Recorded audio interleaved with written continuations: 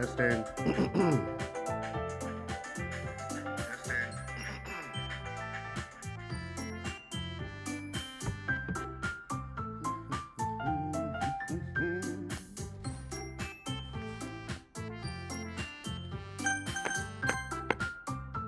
hell is that?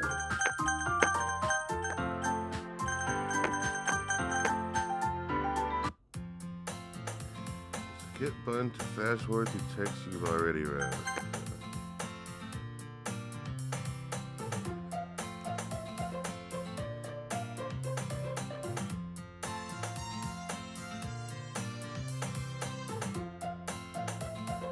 The usual scene greets me.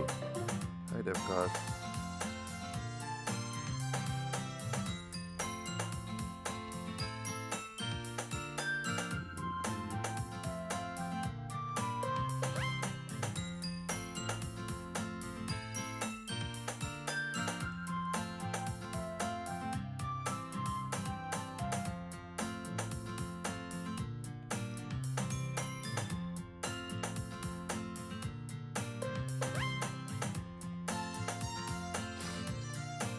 Yo, what up, Corey?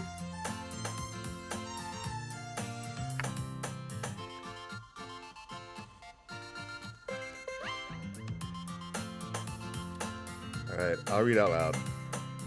Why that all of a sudden? No reason, really. I just wanted to look at it.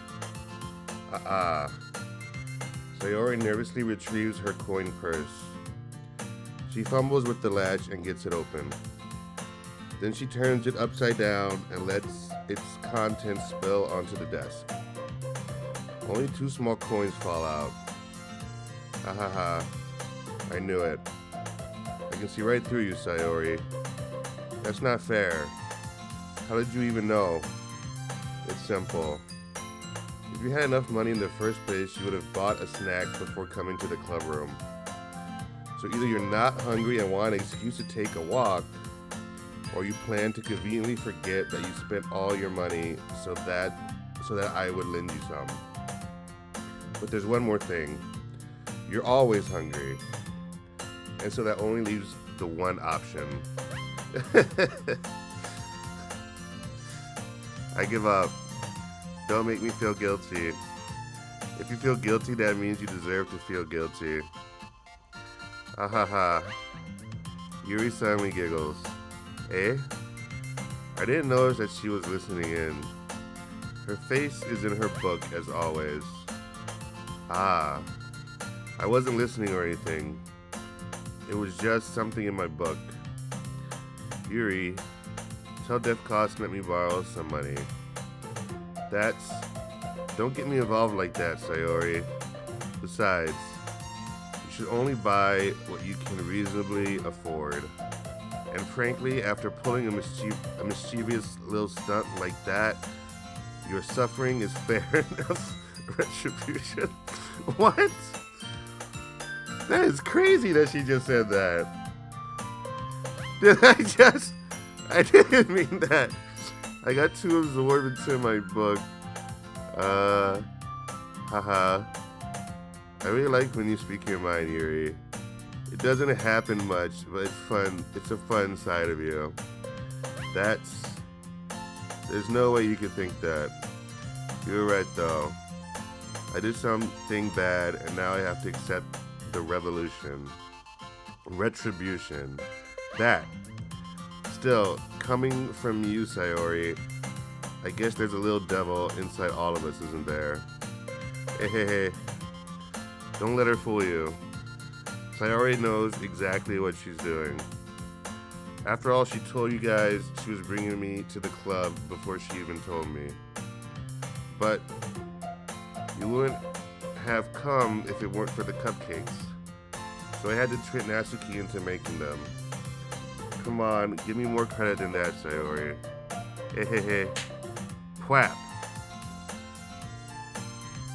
Whoa.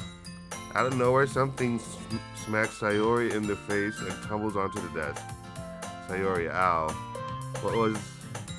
A cookie? Sure enough, it's a giant cookie wrapped in plastic. Sayori glances around. Is this a miracle? It's because I paid my restitution. Retribution. Actually, that one almost worked. Ahaha. I was just gonna give it to you. And then I heard you blab about the cupcakes. Oh, I just noticed she has like a little fang. Yeah, some anime characters have like a tooth like that. Did I not change the ads? Why did it say there was an ad coming up?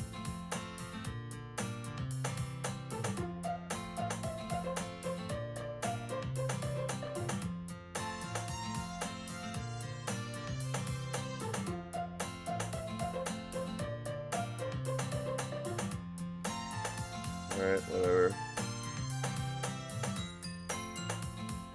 Dun, dun, dun, dun.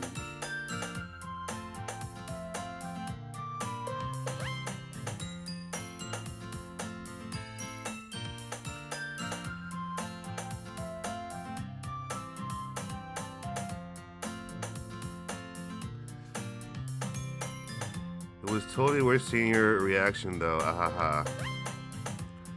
Natsuki, that's so nice of you. I'm so happy. Sayori hugs the cookie. Geez, just eat it.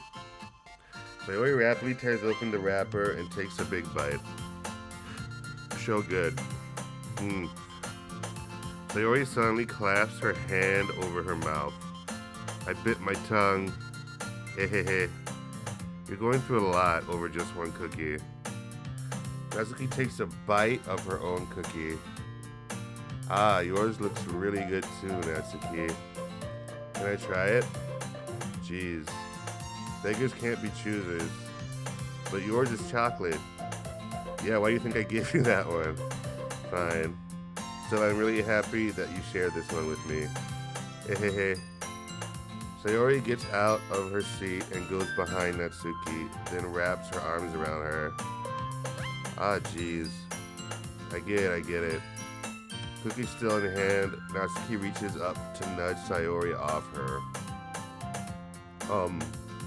Sayori suddenly leans down and takes a bite out of Natsuki's cookie. Hey, did you really just do that? Ooh. Mouthful, Sayori trots away to safety. Yuri and I laugh as well. Geez, you're such a kid sometimes. Monica, can you tell Sayori it? Natsuki glances around. Monica isn't in the club room. Ugh. Where's Monica anyway? Good question. Have any of you heard anything about her being late today? Not me. Yeah, I haven't either.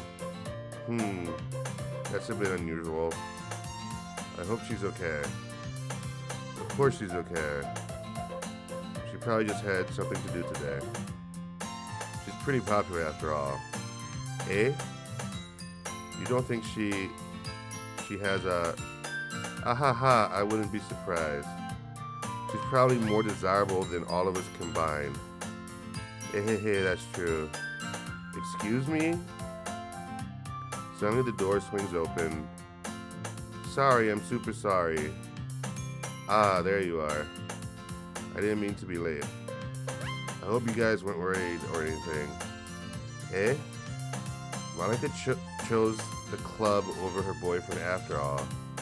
You're so strong-willed. Boyfriend? What on earth are you talking about? Monica quizzically glances at me. Ah, never mind that. What held you up anyway? Ah. Well, my last period today was study hall. To be honest, I kind of just lost track of time. Ahaha. That makes no sense though. You would have heard the bell ring at least. I must not have heard it since I was practicing piano. Piano?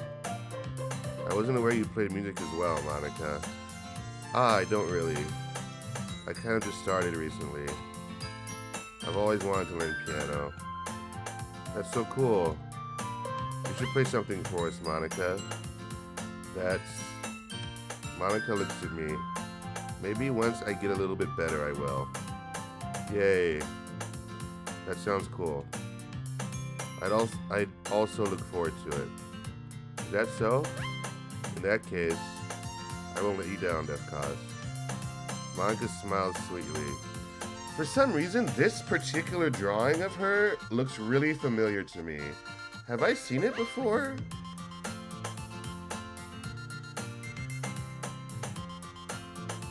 Maybe it was like a promotional image or something? Or maybe I'm just, I don't know, thinking of something else?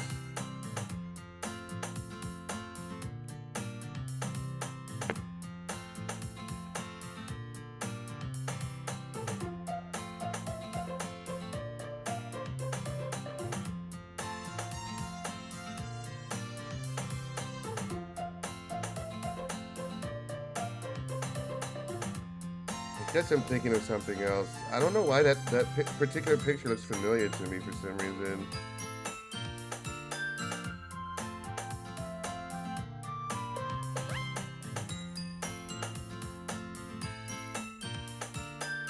Oh shit. I just spoiled myself. Fuck, I shouldn't have done that. Well, I guess I kinda knew, but still. Oh well. Monica smiles sweetly. Ah, I didn't mean any pressure or anything like that. Ah ha ha, don't worry. I've been practicing a whole lot recently, and I'd really love the chance to share once I'm ready. I see. In that case, best of luck. Thanks. So I didn't miss anything, did I? Not really. I choose to leave out Sayori's mischievous escapade. I'm sure Natsuki will end up complaining to her anyway.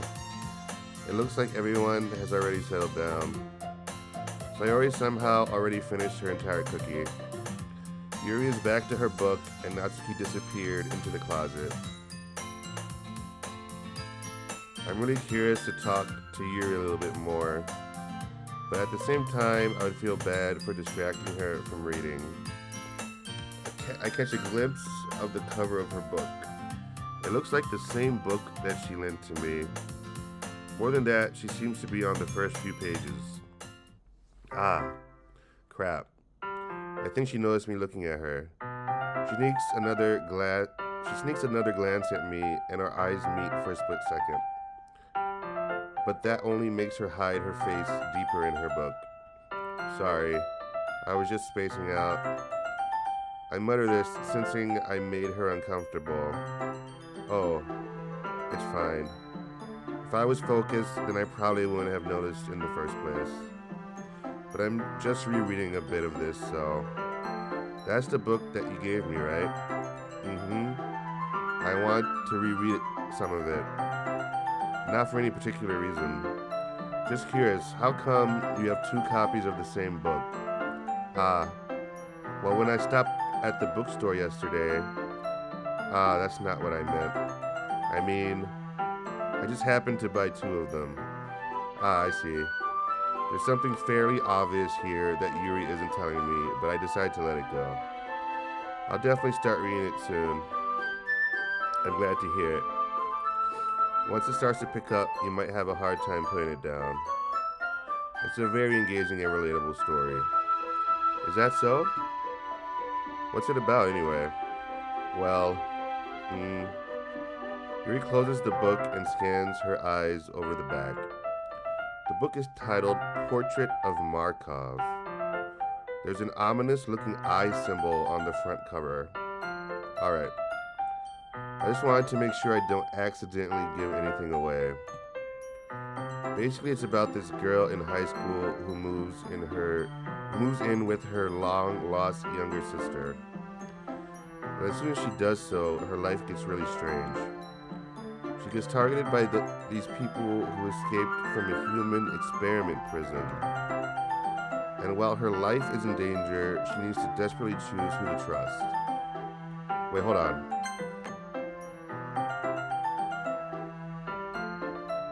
Who escaped from a human experiment prison?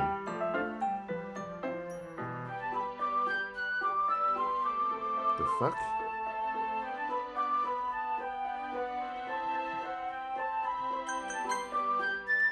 No matter what she does, she ends up destroying most of her relationships and her life starts to fall apart. That's kind of dark, isn't it? Yuri made it sound like it was going to be a nice story, so that the dark turn came from nowhere. Ahaha. Yuri gently giggles all of a sudden. Are you not a fan of that sort of thing, Defcos? No, it's not that. I mean, I can definitely enjoy those kinds of stories, so don't worry. I hope so. Yeah, I totally forgot that Yuri's into those things. She's so shy and reclusive on the outside, but her mind seems to be completely different. It's just that those kinds of stories, they challenge you to look at life from a strange new perspective. When horrible things happen, not just because someone wants to be evil, but because they have their own goals or their own philosophy that they believe in. Then suddenly, when you thought you related to the protagonist, they're made out to be the naive one for letting their one-sided morals interfere with the villain's plans.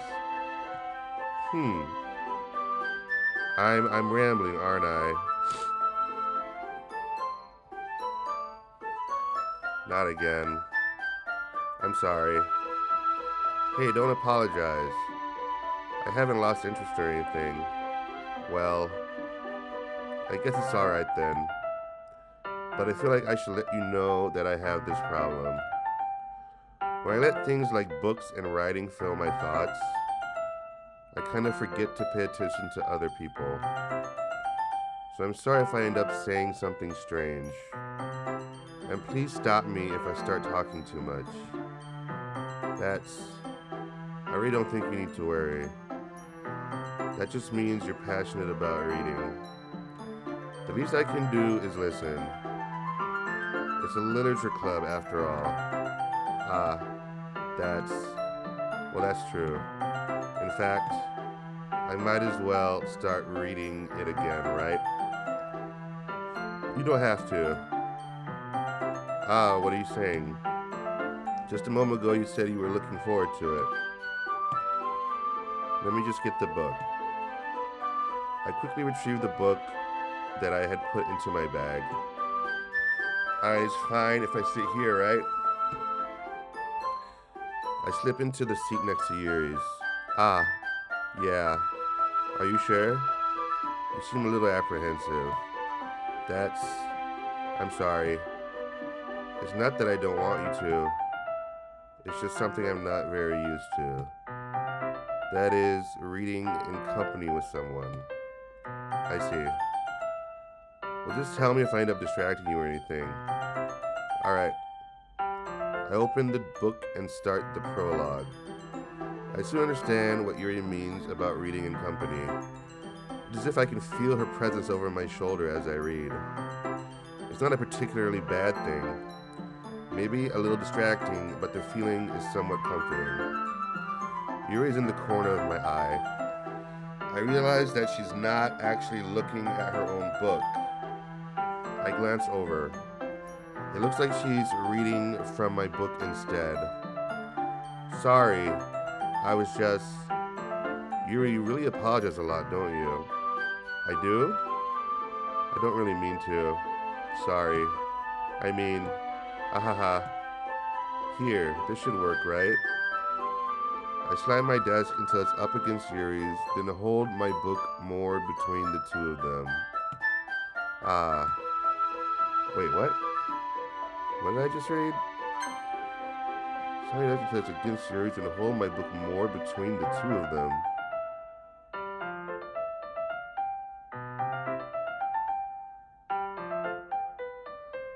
You mean the two of us?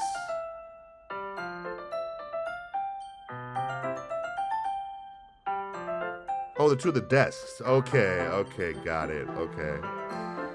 I was wondering what they were talking about. I suppose so. Yuri timidly closes her own copy. Once we each lean in a little bit, our shoulders are almost touching. feels like my left arm is in the way, so instead I use my right hand to hold the book open. I guess that makes it kind of difficult to turn the page. Here.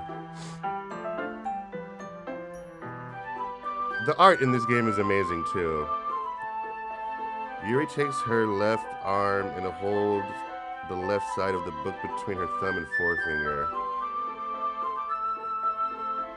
Ah. I do the same thing with my right arm on the right side of the book. That way I turn a page and Yuri slides it under her thumb after it flips to her side.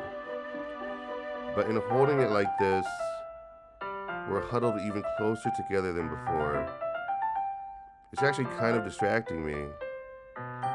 It's as if I can feel the warmth of Yuri's face and she's in the corner of my vision. Are you ready? Eh? To turn the page. Ah, sorry. I think I got a bit distracted for a second. I glance over at Yuri's face and our eyes meet. I don't know how I'll be able to keep up with her. Ah, that's okay. You're not as used to reading, right? I don't mind being patient if it takes you a bit longer. It's probably the least I can do. Since you've been so patient with me, yeah? Thanks. We continue reading. Yuri no longer asks me if I'm ready to turn the page. Instead, I just assume that she finishes the page before me, so I turn it by my own volition. We continue the first chapter in silence. Even so, turning each page almost feels like an intimate exchange. My thumb gently letting go of the page, letting it flutter over to her side as she catches it under her own thumb. Hey Yuri, this might be a silly thought, but the main character kind of reminds me of you a little bit. You think so? How does she? Well, I guess she's more blunt in a lot of ways, but she also second guesses all of the things that she says and does. Like she's afraid she'll do something wrong. It's not like I can see it into your head or anything, but they're kind of reminiscent of some of your mannerisms. I see. Yuri remains silent for a moment, but Defcos, that's probably a terrible thing to have in common with her. That's so embarrassing that you think that. Wait, I didn't mean it in a bad way or anything. Sorry, I really didn't know you were self-conscious about that sort of thing. I guess I more meant that it's kind of cute. What are you saying all of a sudden? Okay everyone, I think it's about time we share. Damn, so she's like a cock blocker? I think it's about time we share today's poems with each other. We might not have enough time if we wait too long. Yuri exhales, spared from finishing her thought. Is that alright, Yuri? You look kind of down. I'm sorry if you haven't been looking forward to this. It's not. It's fine. Yuri releases her hand from the book, causing it to close on top of my thumb. Alright. I guess I'll do some more reading tonight. Would you prefer I only read it with you? I guess I don't have too much of a preference either way. In that case, I'll read a little more tonight. It'll be more fun to read with you after it picks up a bit, you know? That's good reasoning. In that case, feel free to finish the first 2 chapters in your own time. Alright. I stand up. I make a mental note of where I left off in the book, then slip it back into my bag.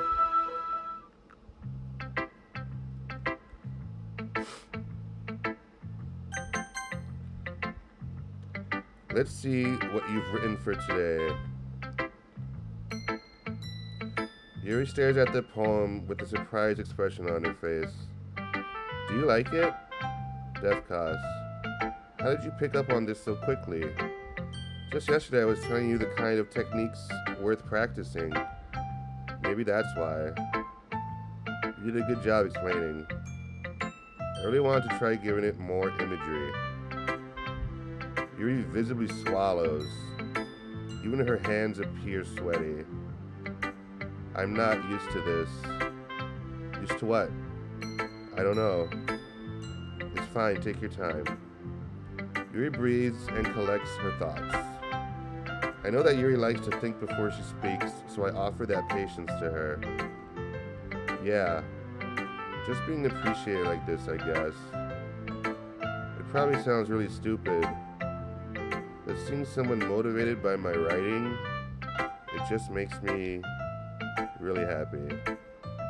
Are you saying you've never shared your writing before? Yuri nods. Really? I don't believe it. I really only write for myself. And besides, people would just laugh at me. Do you really think that?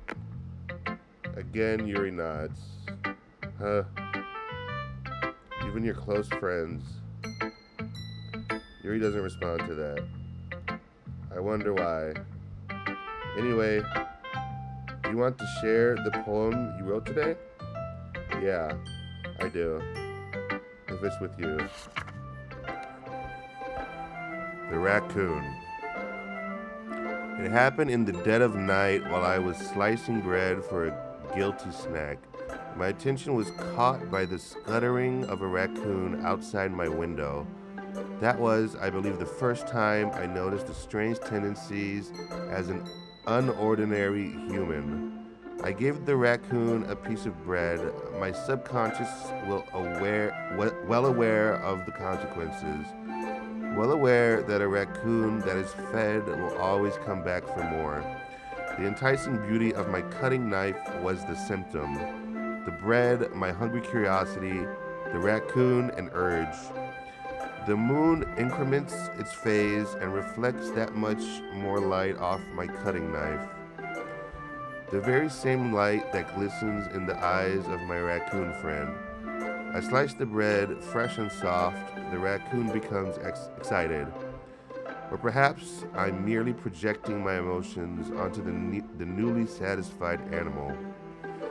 The raccoon has taken to following me. You could say that we've gotten quite used to each other. The raccoon becomes hungry more and more frequently, so my bread is always handy. Every time I brandish my cutting knife, the raccoon shows me its excitement. A rush of blood. Classic what the fuck? Pavlovian. Classic Pavlovian conditioning. I slice the bread and I feed myself again. That was more like a short story than a poem. Although I suppose that's not that different.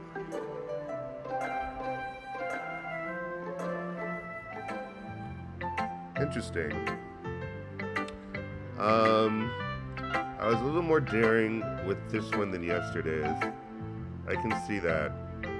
It's a lot more metaphorical. I don't know if it's my fault, but I can't begin to imagine what this poem is about. That's right. It's a bit closer to my preferred writing style. Using the poem as a canvas to express vivid imagery and conveying emotions through them. Yeah, if I take it at face value, then I can't even figure out what it's supposed to mean. Well, I think it's something that different people can relate to in their own way. I think I'm the raccoon. I'm the raccoon, right?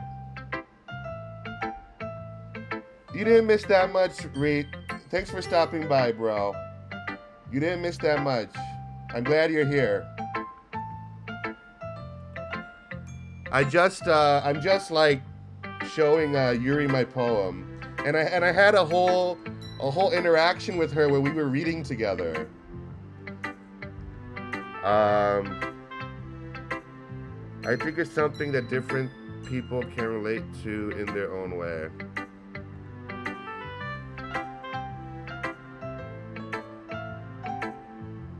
You got a nice buzz? All right, cool, perfect. Damn, it's 2 a.m.? I thought you said it was 10 p.m. before, didn't you? Damn, bro. I'm sorry you're up so late. I hope you don't have to work tomorrow or anything, or go to school or something. I want to express the way it feels for me to indulge in my more unusual hobbies. It's those sorts of things I'm usually forced to keep to myself. So I sometimes enjoy writing about them. You're 14? Damn. Damn, you're younger than I thought. So I guess you don't have school tomorrow then? Oh, I guess tomorrow's Sunday. Oh, okay, that makes sense. So I sometimes enjoy writing about them. No wonder you wanted me to play this game. Jesus. 15 in June. Okay. Why do you keep them to yourself? Because they're embarrassing. And people would make fun of me. Don't you have anything like that, Defcos? Well, yeah, I guess I do. I feel like everyone has a little something like that.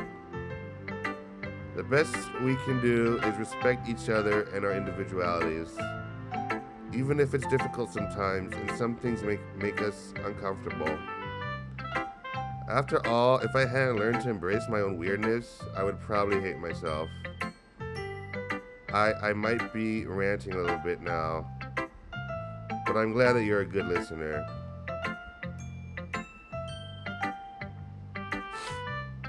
Let's try and see what's up with Monica. Hi again, Defcos. How's the writing going? Alright, I guess. I'll take that. As long as it's not going bad. I'm happy that you're applying yourself. Maybe soon you'll come up with a masterpiece. Ahaha, I wouldn't count on that. You never know. Day 3? I think this is day 2. I think this is day 2.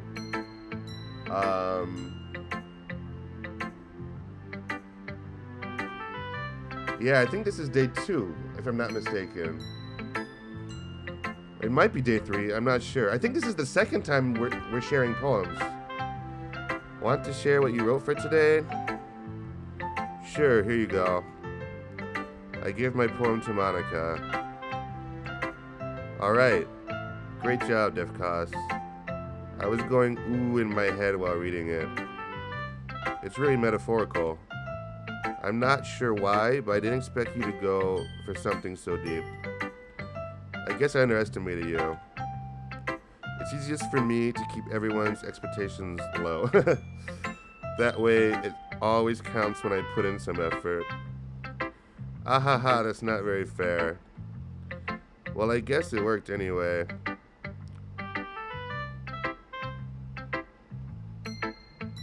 Oh, okay, got it. Okay, then yeah, it is day 3. It is day 3 then. It is day 3 then. You know that Yuri likes this kind of writing, right? Writing that's full of imagery and symbolism. Unlike Sayori, who likes using simple and direct words to describe happiness and sadness. Yuri likes it when readers are left to derive their own meaning out of it. It's very challenging to write like that effectively. Both allowing people to get something out of it just by feel, or letting them deeply analyze all of the nuances. It can take years of practice, which I'm assuming Yuri has at this point. I never really asked though. I'm sure I'm nowhere near her level yet. Don't worry so much about that. You do your own thing. Just keep exploring and learn by trying new things. But anyway, you want to read my poem now? I like the way this one turned out, so I hope you do too. Alright, let's take a look. Save me. The colors, they won't stop. Bright, beautiful colors. Flashing, expanding, piercing, red, green, blue, an endless cacophony of meaningless noise. The noise, it won't stop. The violent, grating waveforms, squeaking, screeching, piercing. Sine, cosine, tangent, like playing a chalkboard on a turntable, like playing a vinyl on a pizza crust. An endless poem of meaningless. Load me. Wow, that was crazy.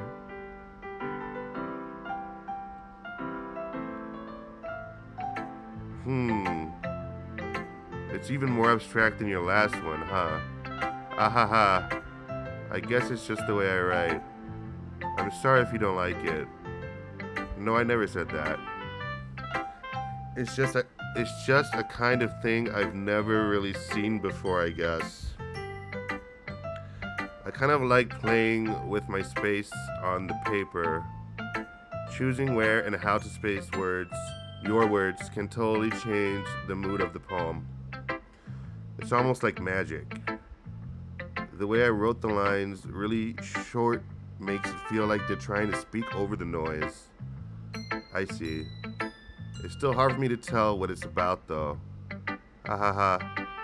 Sometimes asking what a poem is about isn't the right question. A poem can be as abstract as a physical expression of a feeling, or a conversation with the reader. So putting it that way, not every poem is about something. Anyway, here's Monica's writing tip of the day. Sometimes you'll find yourself facing a difficult decision. When that happens, don't forget to save your game. You never know when you might change your mind. Wait, is she talking to me? What the fuck? Or when something unexpected may happen. Wait, is this tip even about writing? What am I even talking about? Ahaha. That's my advice for today. Thanks for listening. Yo. Think we're going Natsuki. I liked your last one better. Eh, really? Well, yeah, I can tell you were a little more daring with this one. But you're really not good enough for that yet. It fell flat. That may be true, but I just wanted to try something different. I'm still figuring this all out. I mean, I always like poems that aren't trying too hard. I hate when people try to sound fancy or add more meaning just by using annoying and complicated language. Just make it simple, cute, and to the point.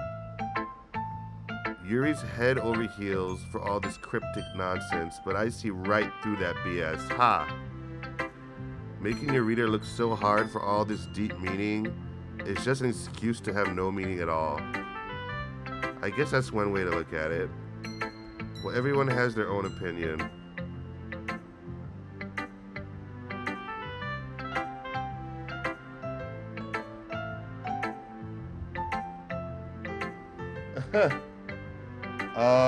So load means when you, I mean, you should probably know this, I guess, but when you save a game and then you load the file after you save it, when you're ready to play again. So at first she was saying save me, and then she said load me.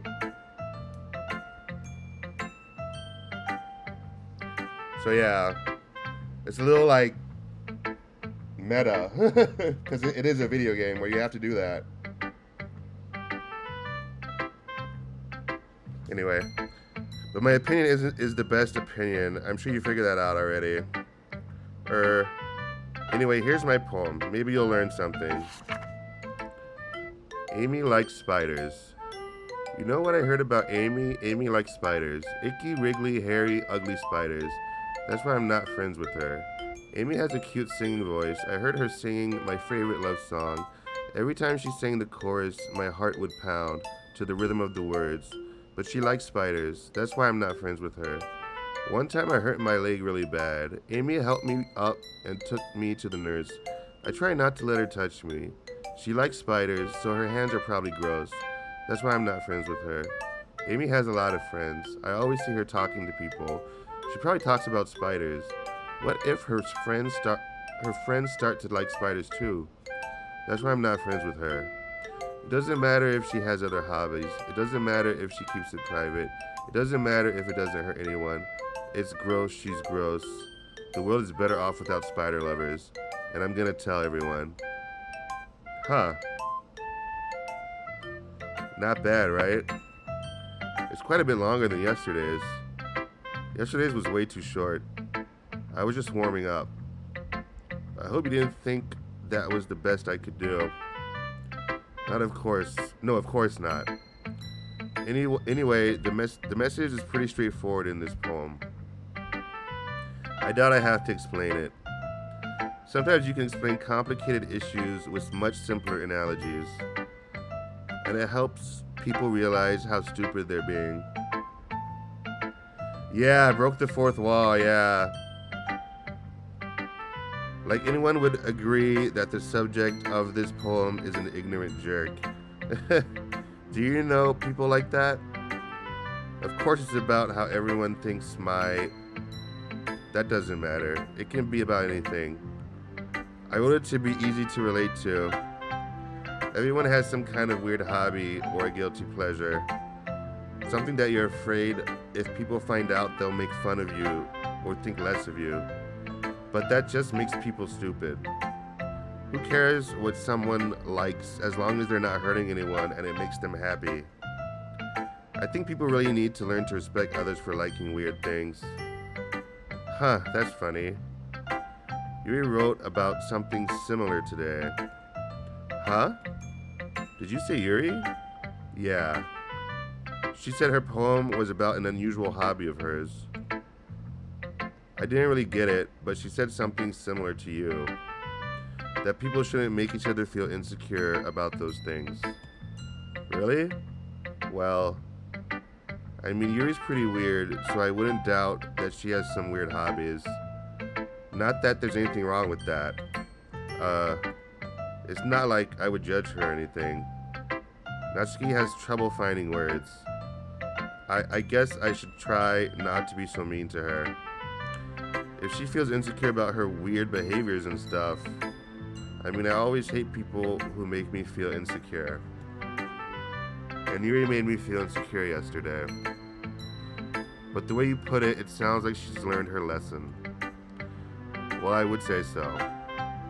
Even her writing style is really different. I'm sure she'll appreciate the message in your poem. It's what I do best, after all. I don't like writing unless there's a good message to take away from it. Like conveying emotions is important, but I want to make people think, not just feel. Remember that. I'm gonna write a good one for tomorrow too, so look forward to it. Interesting. I'll be right back. BRB. Ugh.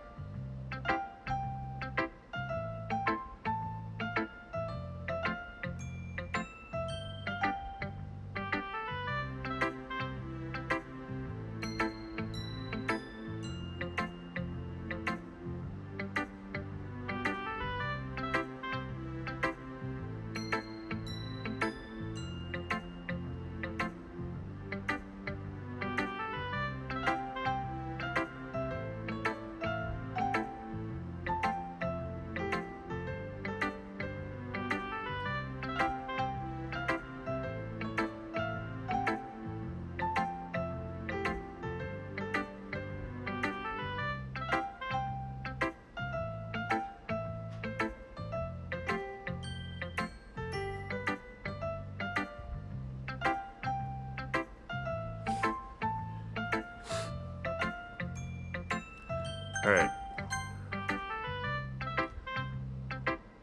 Ooh. I like this one, Defcos. It has some nice feelings in it. I missed it? What'd I miss?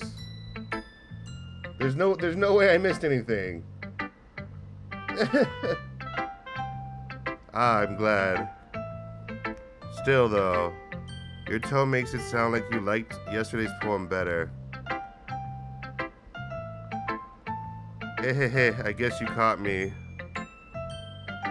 Sometimes you know me a little too well for my own good. Well, don't just try to be nice about it. If I'm doing a bad job, then I'd rather just hear it. No. I still like this one, I promise. You know I wouldn't lie to you, Defcos. Never ever. Yeah, I guess so. What made yesterday's poem so great compared to this one then? Well, I'm not very good at figuring out if poems are good or bad. But that's why I just go by my heart. If it makes me feel things, then it must be a good poem. I'm not sure that's exactly how it works. Then again, I guess conveying feelings is pretty important part of the whole thing. Is a pretty important part of the whole thing. Yeah, maybe. Honestly, I don't even know what kind of writing you like in the first place. Yeah, me neither. Ugh. Why don't you at least try giving it some thought? You want me to write something? You want to write something for me? That's so sweet. Yeah, right. But you're always thinking about other people. You need to think about yourself once in a while. If you don't, you might end up getting hurt at some point. Eh? Well, I don't really know what you mean, but I'll try to keep it in mind. Well, whatever. Anyway, let's see. I guess I like happy poems. Wait, sometimes I like sad poems too. Sometimes a little bit of both. There's a word for that, right?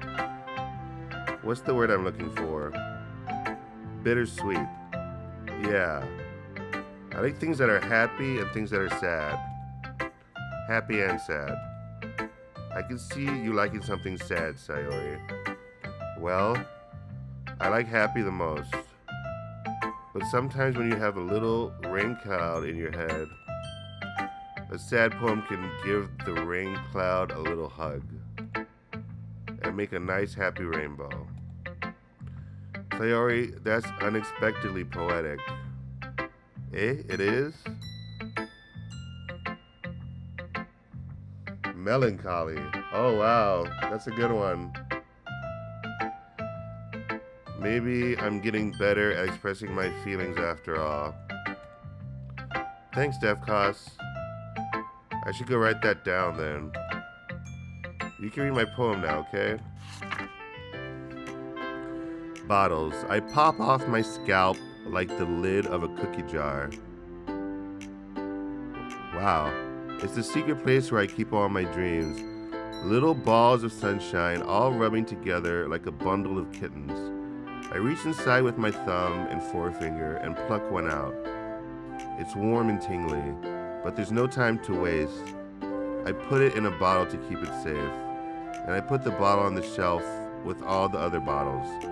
Happy thoughts, happy thoughts, happy thoughts in bottles, all in a row. My collection makes me lots of friends. Each bottle a starlight to make amends. Sometimes my friend feels a certain way. Down comes a bottle to save the day. Night after night, more dreams. Friend after friend, more bottles. Deeper and deeper my fingers go, like exploring a dark cave, discovering the secrets hiding in the nooks and crannies. Digging and digging, scraping and scraping. It blows dust off my bottle caps. I blow dust off my bottle caps. It doesn't feel like time elapsed. My empty shelf could use some more. My friends look through my locked front door. Finally, all done. I open up and in come my friends. In they come in such a hurry. Do they want my bottles that much? I frantically pull them off the shelf, one after the other, holding them out to each and every friend, each and every bottle. But every time I let one go, it shatters against the tile between my feet. Happy thoughts, happy thoughts, happy thoughts in shards all over the floor. They were supposed to be for my friends who aren't smiling. They're all shouting, pleading, something. But all I hear is echo, echo, echo, echo, echo inside my head. Damn. Yo, who is writing these poems, though? That's what I want to know. Like in real life. Holy crap. Sayori, did you really write this? Of course I did. Didn't I tell you yesterday I was going to write the best poem ever? Yeah, but I mean, I didn't expect something like this coming from you. Monica taught me a whole lot, and I've been really in touch with my feelings recently. I see that. It's almost kind of creepy. Creepy? Well, not exactly. Maybe because I'm so used to you being cheerful. Well, never mind. I'm thinking too hard about it. The point is, it came out good, so you should be proud of it. Aw, thanks. I feel like I was meant to express myself this way. It even helps me understand my own feelings a little bit better. Writing is like magic. We've gotten pretty passionate about this, huh? You've gotten pretty passionate about this, huh? I hope you keep it up. Yeah, writing's the best. I'm gonna keep writing until I die. Don't get ahead of yourself. So I always had a habit of getting obsessed with something before dropping it no more than a week later. I wonder if this is one of those things, one of those times. But seeing this passion in her eyes makes it hard for me to be pessimistic. Huh. That's funny. That's the second time they said writing is like magic. So I'm guessing there's gonna be like some kind of magic stuff going on later. Yeah, Sayori wrote the poem, but like I mean like in real life. Like the people who made the game. Like who wrote it like in real life.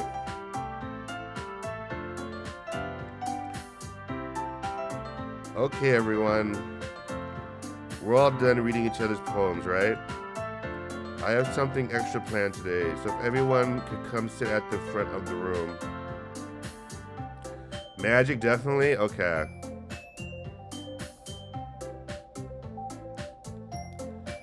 Is this about the festival? Well, sort of.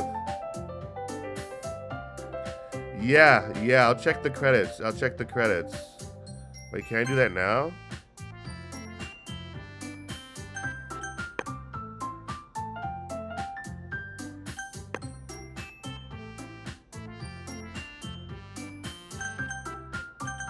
I don't think I can do it now.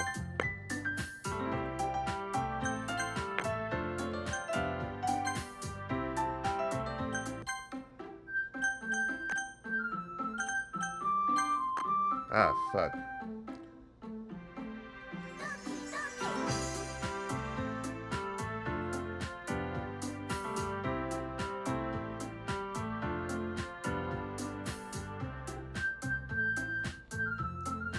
Anyway, I'll check when I'm done with the game.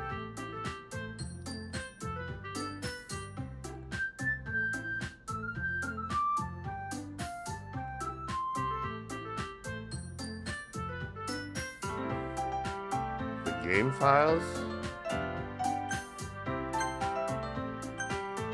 Oh, why did I do that again?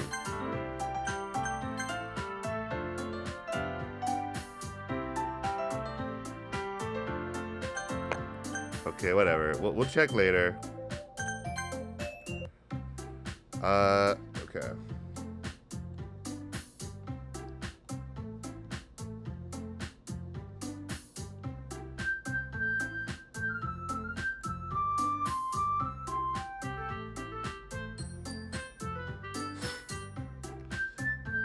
Do we really have to do something for the festival? It's not like we can put together anything good in just a few days. We'll just end up embarrassing ourselves instead of getting any new members. That's a concern of mine as well. I don't really do well with last-minute preparations. Don't worry so much. We're going to keep it simple, okay? We won't need much more than a few decorations. Sayori has been working on posters, and I've designed some pamphlets we can give out during the event. Okay, that's great and all, but that doesn't tell us what we're actually going to be doing for the event. Ah, sorry. I thought you heard about it already. We're going to be performing. Performing? Monica? Yeah, we're going to have a poetry performance.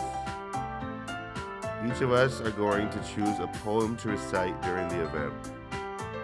But the cool part is, we're also going to let anyone else come up and recite poems too. So you're always putting it on all the posters in case anyone wants to prepare ahead of time. Hey. Sayori, who's been coloring a poster, holds it up for us to see. Are you kidding me, Monica? You didn't already start putting those posters up, did you? Well, I did. Do you really think it's that bad of an idea? Well, no. It's not a bad idea. I didn't sign up for this, you know? There's no way I'm going to be performing in front of a group of people like that. I agree with Natsuki. I could never in my life do something like that. Imagining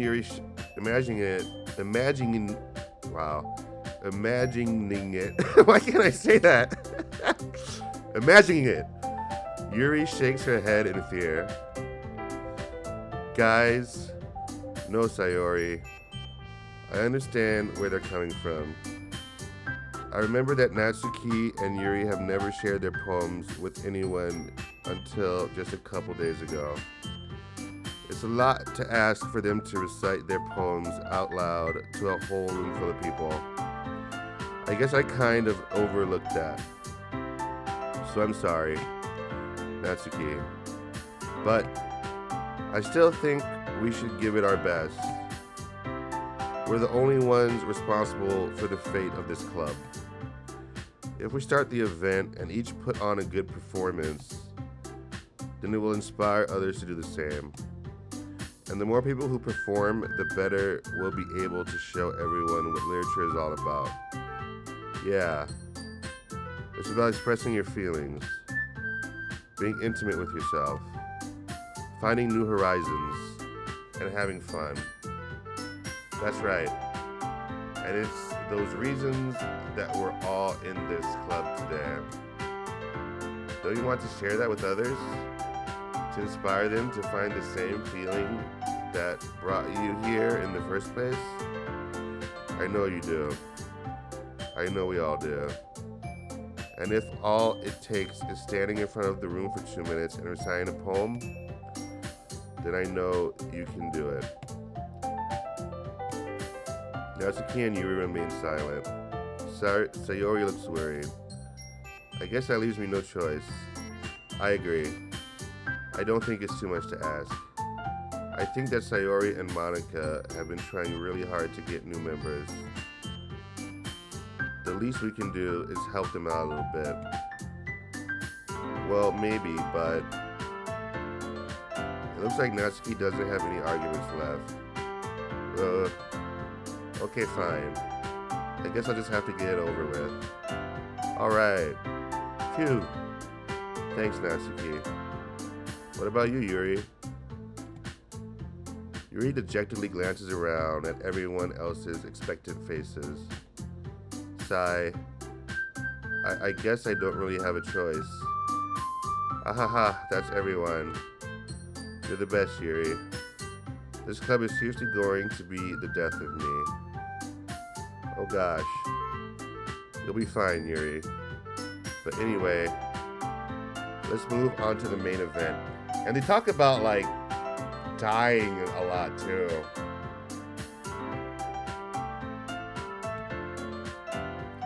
If I want each of you to choose a poem of yours. We're going to practice reciting them in front of each other. No way. Monica, this is too sudden. Well, if you can't recite your poem in front of the club, how do you expect to do it in front of strangers? Oh no. Don't worry. I'll start off to help everyone feel a little more comfortable. Can I go next? Of course. Now let's see. Monica flips through her notebook to a specific poem she has in mind for herself. She then stands behind the podium. The title of this poem is The Way They Fly. Ahem. Monica begins reciting her poem. Her clear, confident voice fills the room. More than that, her inflection is pristine. She knows exactly how to apply emotion behind each time she recites, bringing the words to life. Is this something she's done before, or is she simply a natural?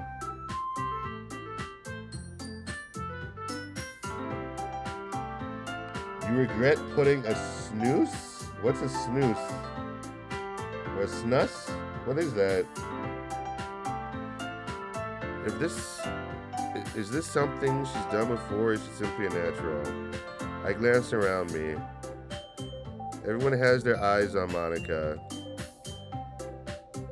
Sayori looks amazed. Yuri has an intense expression on her face that I don't understand. Finally, Monica finishes the recitation. The four of us applaud. Monica takes a breath and smiles.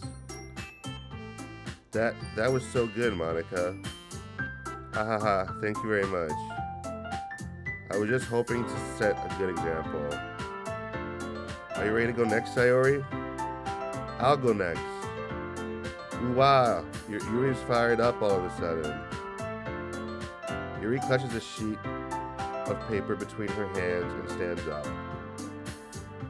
Keeping her head down, she walks quickly over to the podium. This poem is called Yuri anxiously glances at each of us. You can do it, Yuri. It's called After Image of a Crimson Eye. Yuri's voice shakes as she starts reading the poem. Just a moment ago, she practically refused to do this. Why is she suddenly putting in so much effort? As Yuri gets past the first couple of lines, her voice changes. It's almost like what happens when Yuri gets absorbed into her books. Her quivering words transform into the sharp syllables of a fierce and confident woman. The poem is full of twists and turns in its structure that she enunciates with perfect timing. This must be a rare glimpse into the whirling fire Yuri keeps concealed inside her head. Suddenly she's finished. Everyone is stunned. Yuri snaps back into reality and glances around her as if she bewildered even herself. It's up to me to save this situation. I'm the first to start applauding. Everyone joins me afterward, and we give Yuri the recognition she deserves. It's not that we didn't want to applaud for her, but we were caught so off guard that we must have forgotten. As we applaud, Yuri holds the poem to her chest and rushes back into her seat. Yuri, that was really good. Thank you for sharing. Looks like Yuri is down for the count. Okay, I guess I'm next then. Sayori hops out of her chair and cheerfully walks to the podium. This one's called My Meadow. Sorry, I giggled. Hey. Sayori, it's a lot harder than I thought. How did you guys do it so easily? Try not to think of it like you're reciting to other people. Imagine you're reciting it to yourself, like in front of a mirror or in your own head. It's your poem, so it'll come out the best that way. I see. Okay then. Sayori begins her poem. Somehow it feels like her soft voice was made as a perfect match. The poem isn't aimlessly cheery like Sayori is. It's serene and bittersweet. If I were to read this on paper, I probably wouldn't think much of it. But hearing it come from Sayori's voice almost gives it a whole new meaning. Maybe this is what Sayori meant when she said she likes my poems. It's like I get to reach more deeply into someone I thought I knew through and through. Sayori finishes and we applaud. Sayori, I did it. Good job, Sayori. Even Defcos liked it. I guess that's a good sign. What does that even mean? It came out nicely, Sayori. The atmosphere of the poem fits you really nicely. But it might be that other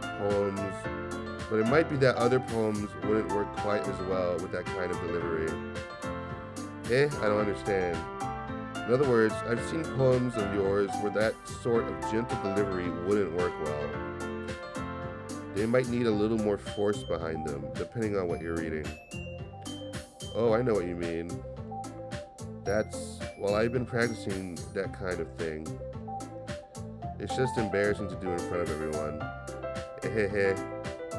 The next time I'm going to make you pick a poem that challenges you a little more. We don't have much time before the festival, you know. Okay, now who's next? Natsuki? Don't make me go before Defcos. It's not like I can compare to you guys anyway.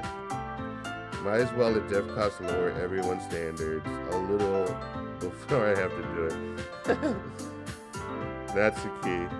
It's fine. I might as well get it over with. But it's not like I have much of a selection of what to read. I'll just have to go with what I wrote for today.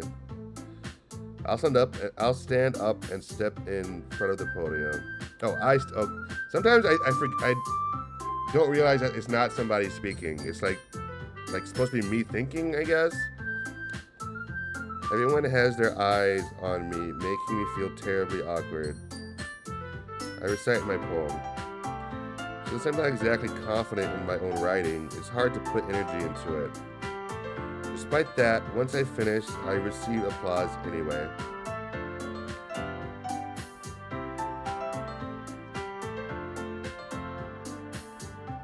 Lip pillow with Nick and no tobacco.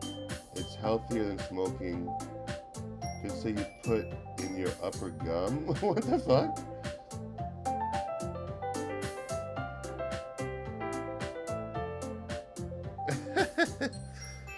I don't know what you're talking about. Sorry, I'm not really as good as everyone else. Don't worry about it so much. I think it's less about your abilities and more about your lack of confidence in your writing. That's something that'll improve over time, though. Yeah, maybe. Alright then. That just leaves you, Natsuki. Yeah, I'm going. Natsuki begrudgingly gets out of her seat and makes her way to the podium. The poem is called... Why are you all looking at me? Because you're presenting. Anyway, the poem is called Jump. Natsuki takes a breath. When she starts reciting the poem, her sour attitude disappears a little. While she's still a little unenthused, her poem has a rhythm and rhyme to it. It's Natsuki's trademark style, and it works surprisingly well when spoken aloud. The words feel like they bounce up and down as if giving life to the poem. Natsuki finishes and everyone applauds. She huffs back to her seat. That wasn't so bad, was it? Easy for you to say. You better not make me do that again. Ah, well. Do you at least feel prepared enough to recite a poem in front of other people? I mean, doing it in front of other people will be way easier. I could put on whatever face I want for other people. But when it's just my friends, it's just embarrassing. That's a surprise, Natsuki. I think it would be the other way around for me.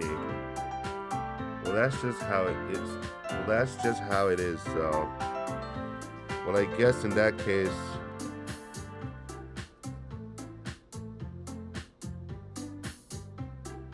Oh, is that what you're... Aren't you a little young to be smoking a vape like that? You won't have much to worry about for the festival.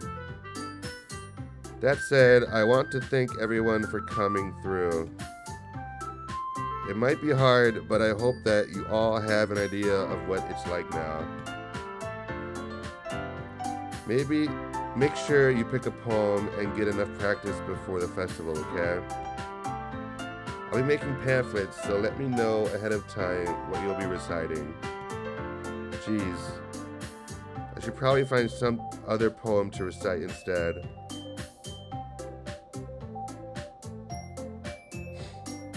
You don't smoke, it goes instantly into your bloodstream. Damn. Okay.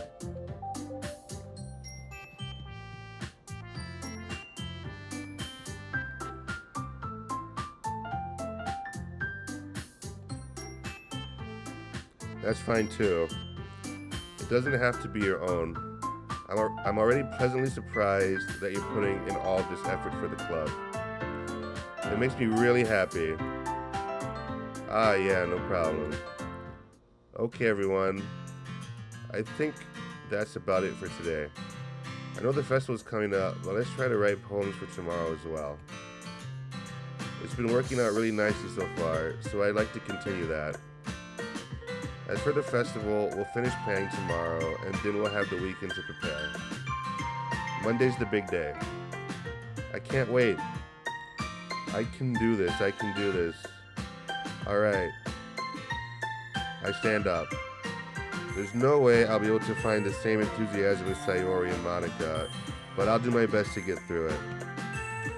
If it's for the sake of the club and impressing Monica, then I'll have to do my best. Ready to go, Sayori? Yep. Look at you two always going home together like that. It's kind of adorable, isn't it? Hey. Jeez, guys. Don't make such a big deal out of it. It must be a little nice. It must be a little nice, though. Well, how am I supposed to respond to that? It's okay, Defcos. You don't have to say it. Whatever. Let's go already. I walk home with Sayori once more. Even though it's only been a few days, a lot of things have already changed. But today Sayori is being a little quieter than usual on the way home. Hey Sayori. Sorry, I was spacing out. Ah, no wonder. I was thinking about something from earlier. I like how we get to... Sayori fumbles with her words. So let's just say that one day Yuri asked to walk home with you. Huh? What would you do? What kind of question is that? You're kind of putting me on the spot here. Hey. Oh, okay, we do get the option. Okay, damn.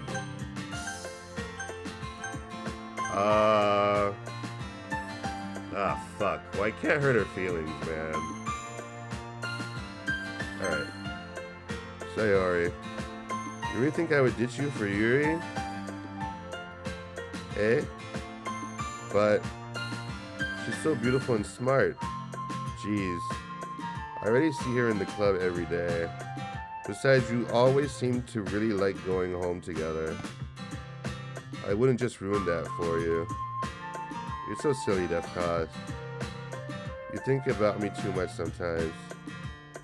You really would deserve it if she wanted it, so... Sayori, I've already made up my mind. I really can't figure you out sometimes. Sorry. Besides, what's the point in speculating something that's never going to happen? The conversation trails off. It's kind of a weird thing for Sayori to care so much about. But I want to respect her and keep her happy too. And again, the festival is only a few days away. Who knows what will happen in that time? Oh shit. I like these drawings too. These like chibi drawings. Okay.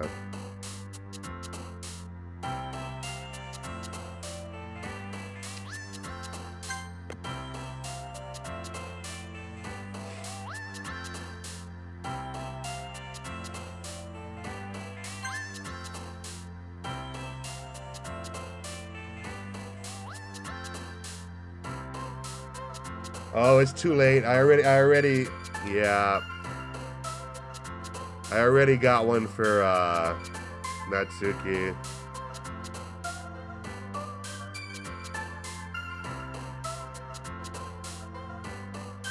Yeah, I'm guessing something happens if you do 20 of the same girl. But that seems like that's got to be kind of hard to do too. Ah, fuck. I was actually trying to do Yuri on that one.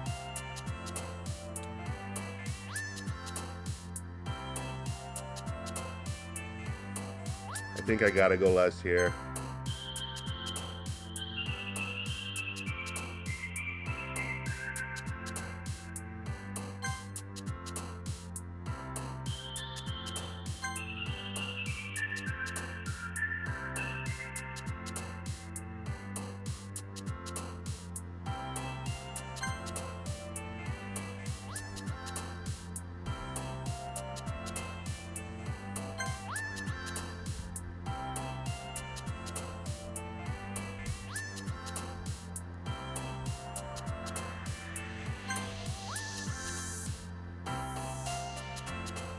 Ah, shit. I don't know why I thought that would be... Doesn't she like adventure stories? Or no, I guess not really.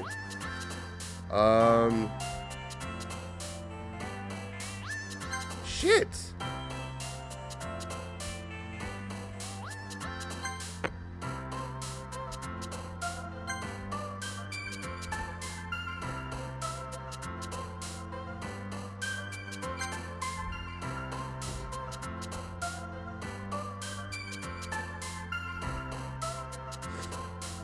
Ah, come on.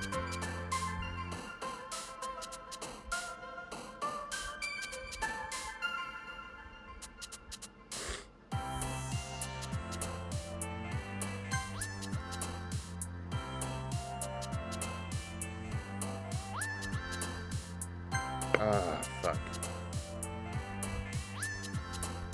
Oh no, Melancholy is definitely,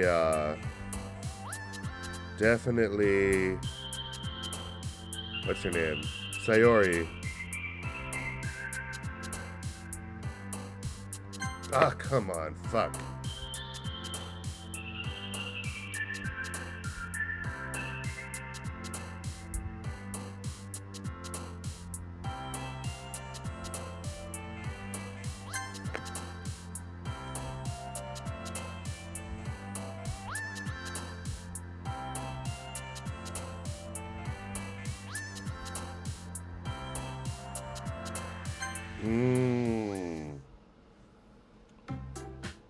Massacre, what a word for a poem.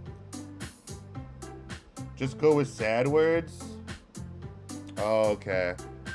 Yeah, I was trying to cause not all, she doesn't jump.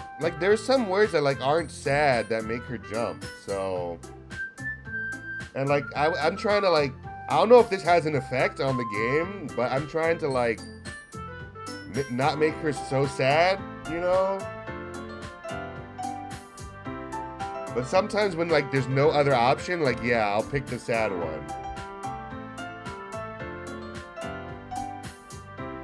Anyway. Ah, man. I'm the last one here again. I think I mostly got Yuri, but I got a few of the other girls too. I'm the last one here again. Don't worry, I just walked in too. Were you practicing piano again?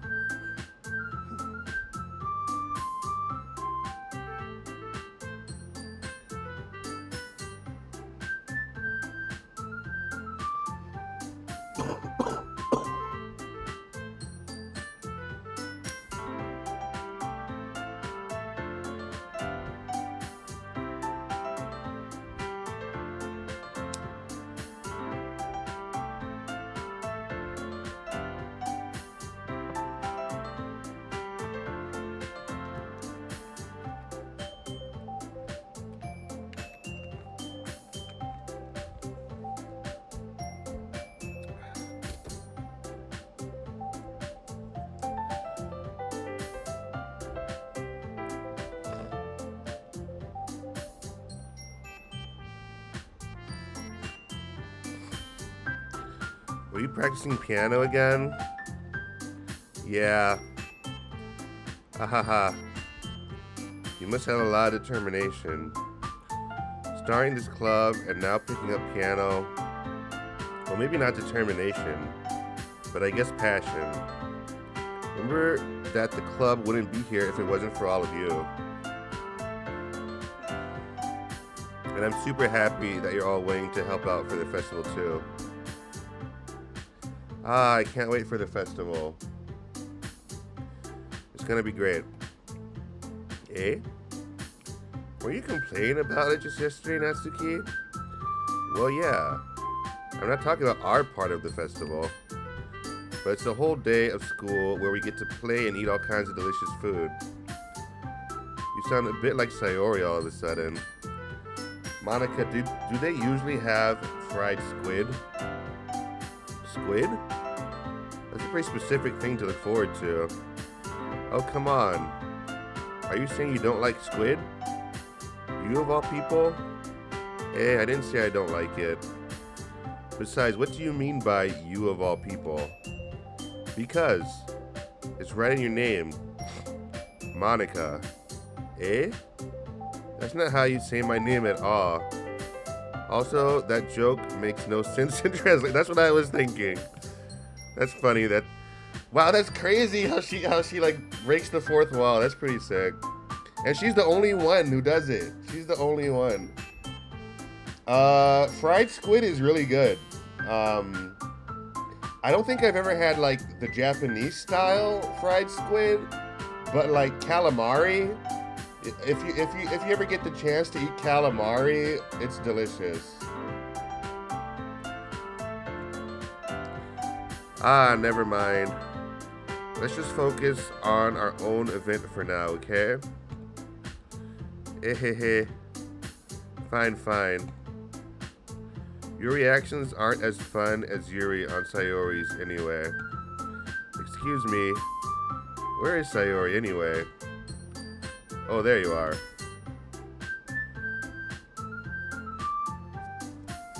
Yeah, I'm actually kind of hungry too, to be honest. I'm definitely gonna eat when I'm done streaming. Sayori is sitting at a desk in the corner of the room, looking down at nothing. So wait, so is this game really 5 hours? Because it seems like it's gonna be longer than that.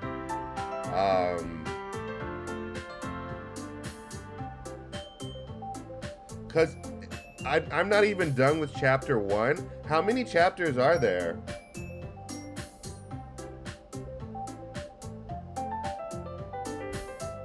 Really? Around 5 hours? Because I've been playing for like 3.5 hours or something like that. And I'm not even done with chapter 1.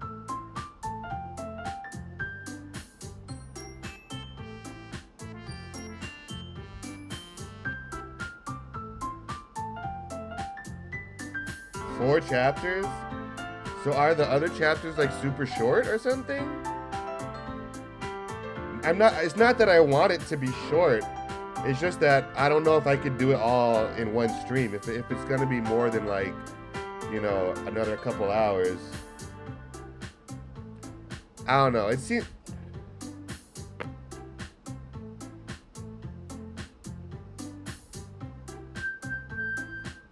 It probably rolls.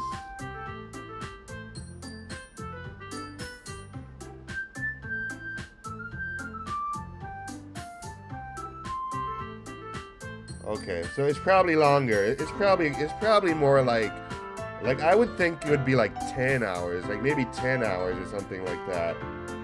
If it's 10 hours, then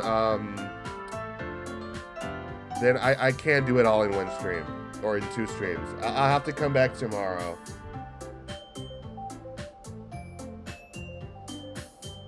Okay.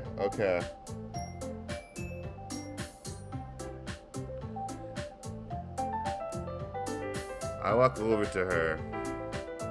Hey, Sayori. I wave my hand in front of her face. Eh? You're spacing out again. Hey, sorry. Don't mind me. You can go talk to everyone else. Huh? Is everything alright? Of course. Why wouldn't it be? It just feels like you're a little off. Sorry for assuming things. Geez, you worry too much about me. I'm fine, see? Sayori shows me a big smile. Don't let me distract you from having fun with everyone. Well, alright. If you say so. I worriedly glance at Sayori before turning back towards everyone else. But the conversation has already dispersed, with everyone back at their usual activities. Maybe I should ask Monica if she's noticed anything about Sayori recently. Since they've been preparing for the festival, they must be spending a lot of time together. I timidly approached Monica, who was shuffling through some papers at her desk.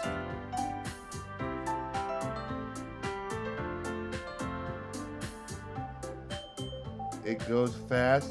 It said 7 to 9 hours for 100% completion. Really? Because don't you have to do multiple playthroughs to get 100% completion? Because I'm guessing if you choose different options, it changes the game.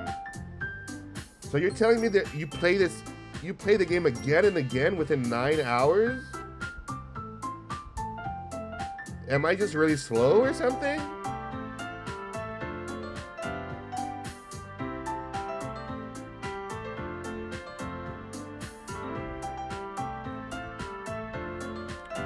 Defcos, what's up? Hey, this might sound a little strange. I really am. I'm slow, really? I'm just reading it, though. How fast am I supposed to read it? Really? Wow. Hey, this might sound a little strange, but have you noticed anything up with Sayori recently? Anything up with her? In what way do you mean? Maybe I'm reading into it a little too much, but she seems a bit downcast today. Oh, you think so? I can't say I've noticed anything about her. Monica peers across the room at Sayori, who is idly dragging a rubber eraser up and down her desk. Maybe there is something on her mind. But I'm surprised I'm not the one asking you, Defcos. You certainly know her a lot better than I do. Yeah, but she's never really like this. She's always talked to me about things that bothered her. But this time when I asked her, she was really dismissive. Sorry, I know it's not your problem. I just wanted to ask if you knew something, so I'll drop it now. No. It's important to me too. I mean, I'm also friends with her. And I also care about the well-being of my club members, you know? Ugh. Maybe I'll try talking to her myself. Eh? Are you sure about that? She seemed like she wanted to be left alone.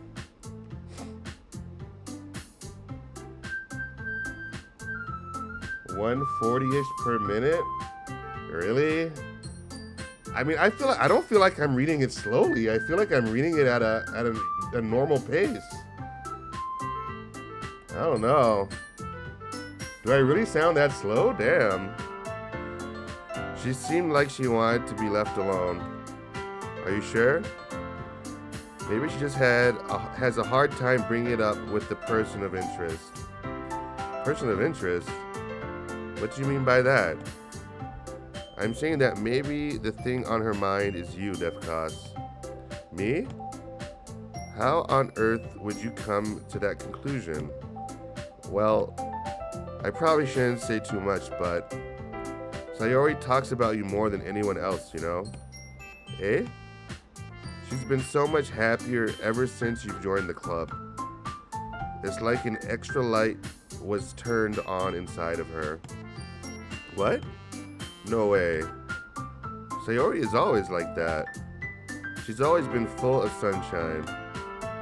It's not any different now than it always has been. Hey. You're so funny, Defcos. Have you thought that maybe you've always seen her as so cheerful? Because that's just how she is when she's around you? I said too much. I'm sorry, what do I know anyway? I didn't mean to jump to conclusions, so you should just forget about what I said. I'll try to talk to her, so try not to think about it for now. Alright. Monica smiles meaningfully. I know she said to forget about it, but I already know that I won't be able to get her words out of my head. Monica stands up from her desk and walks across the room to where Sayori is sitting. I watch her kneel down next to Sayori and gently talk to her. But she's keeping her voice so quiet that I can't hear her from here. I sigh and sit myself down. I know Sayori told me not to worry about her and to have fun with everyone else, but that's impossible to do when she's behaving like this. Exactly how much do I care about her that I'm letting this weigh me down so much? Now it feels like I'm the one behaving out of the ordinary. But there's nothing I can do besides wait for Monica. Why does it feel like I'm being watched? I glance around the room. Suddenly, I notice Yuri peering at me from over her book. But she looks away just as quickly with a flustered look on her face. I realize that she won't get anywhere like this. I've never really seen Yuri approach anyone or start a conversation on her own accord. So I have no choice but to approach her myself. By now, it's a little easier for me to do that. I stand up from my desk and sit in one next to her. I didn't mean to bother you or anything. Relax, you didn't even do anything. But I could tell you wanted to be alone with your thoughts. Alone with my thoughts? How are you even able to tell that I was thinking like that? Well, it's something that I do a lot. So it wasn't hard for me to spot based on your posture and expression. No, not that I was staring or anything. I didn't do anything creepy like that. In any case, I guess you were right. I'm sorry if I caused you any concern. Don't apologize. Your troubles are only the concern for those who willingly share in that concern. Of course, there are certainly those who find the most comfort in keeping to themselves. But if you would prefer to share what's on your mind, then I would be glad to listen. It's not really that big of a deal. I was just feeling a bit uneasy about Sayori. Sayori? Yeah, she seems a little off today, but when I asked her about it, she didn't want to admit it to me. So I can't help but wonder if something's happened to her. Oh? That's quite romantic. Eh? So sorry. I didn't mean to say something stupid. It's not that, I just didn't want you to misunderstand. Sayori and I have just been friends for a long time, that's all. Ah, I see. Then perhaps it is unusual for her to be dismissive to you about her feelings. Or maybe I'm just reading into it a little too much. Defcos. The world is full of meaning, often hidden deep beneath plain sight. And there are many untold mysteries behind every person, no matter how well you may know them. Ah, so you think that there might be something behind it after all? I think that Sayori is a very complex person. God damn it.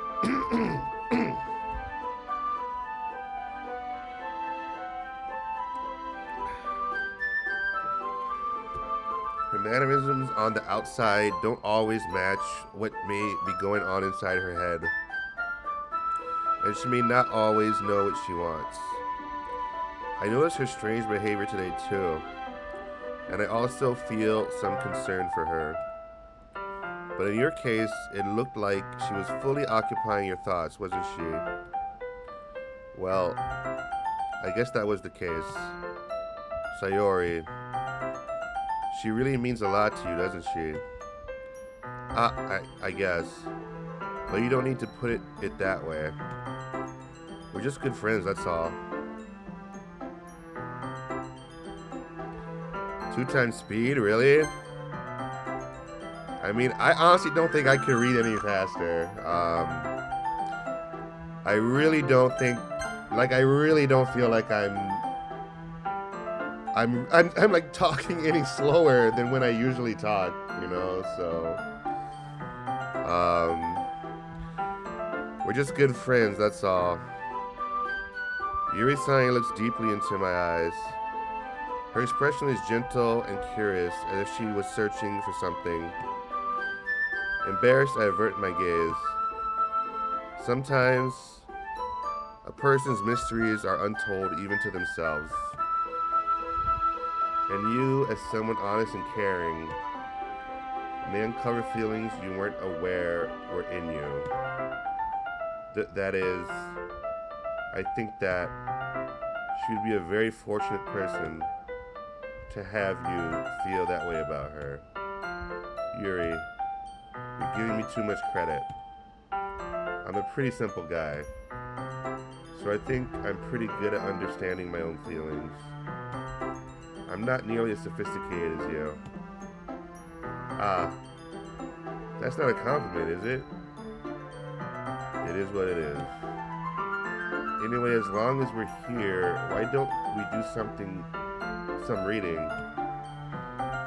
Well, as long as you're okay with it, yeah. I should be taking my mind off this whole thing anyway. Why don't we go ahead and get started? Yes, let's. Actually, I have a request. Do you mind if I make some tea first? Not at all. Thanks very much. If there's one thing that can make my reading time here any better, it's a nice cup of tea.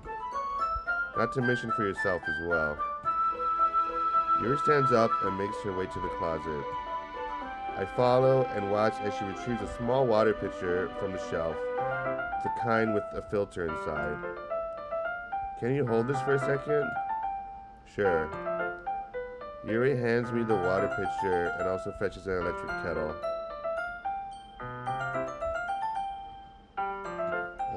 That's annoying as fuck.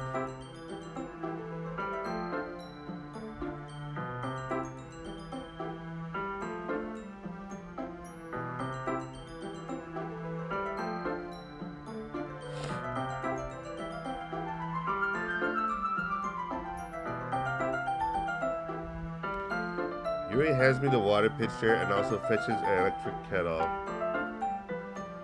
I'm going to plug this in the teacher's desk and then we'll go get some water. She walks past me and sets the kettle down on the teacher's desk. I simply watch her movements. To my surprise, the way she moves really contrasts her speaking mannerisms. Especially because of her long legs, Yuri appears elegant and methodical. Okay, may I have the water pitcher? Thanks, I'll be right back. I might as well walk with you. Yeah, why not? Shall we go then? Yeah. Where are you two off to? Yo, that's the second time, man. Hey, Yuri was going to make some cheese, so I suddenly realized how weird it sounds to explain this to Monica. We're just filling the water pitcher. Ah, okay. Sorry, just a bit curious. That's kind of a one-person job, isn't it? Monica, please mind your own business for oh shit. Or do you want to tell me there's something wrong with helping involve desk costs in club activities? Eh? My mouth gapes. I suppose there's nothing wrong with that. Then let's go, Def Cost. Damn. Yuri quickly exits the room and I follow. Once in the hallway, she suddenly puts her forehead against the wall. I spoke without thinking. How could I say something like that? Yuri,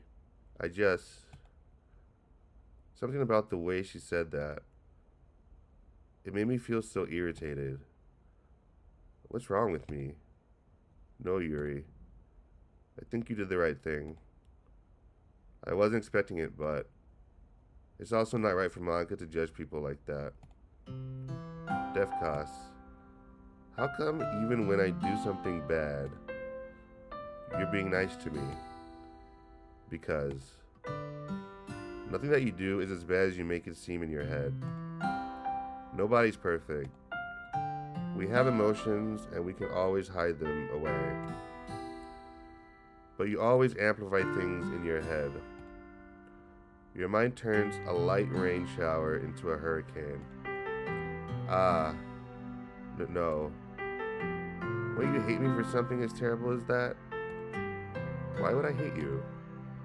I can't hate someone for having emotions. What kind of a friend would do that? Friend, you say? Yuri lifts her head. Defcos. I really like being friends with you. Ha ha ha. Thanks, Yuri. I like being friends with you too. I feel kind of awkward saying something like that, but I'm doing my best to help Yuri feel better. Anyway, yeah. Shall we go? Yeah. Yuri and I walk to the nearest fountain. Once we fill up the water pitcher, we return to the classroom. Defcos, do you like oolong tea? Yeah. Anything is fine. Very well. Yuri sets the temperature on the kettle to 200 degrees. Now it's time to get the teapot. You redo this properly, don't you? Green? What do you mean green? Of course. I shouldn't do any less when I'm making tea for others. Even if I'm not an expert on tea or anything. Hoo-hoo. In that case, you'll only be even more impressed. Perhaps I will. Yuri fetches the teapot and begins measuring the tea leaves. To my surprise, she even starts humming a little to herself. You must be in a good mood now. Is that so? I was letting it show, and you noticed. I was doing a bit of thinking. Green bean? I decided that I would try expressing myself a little bit more. It turns out it's not very hard for me to do.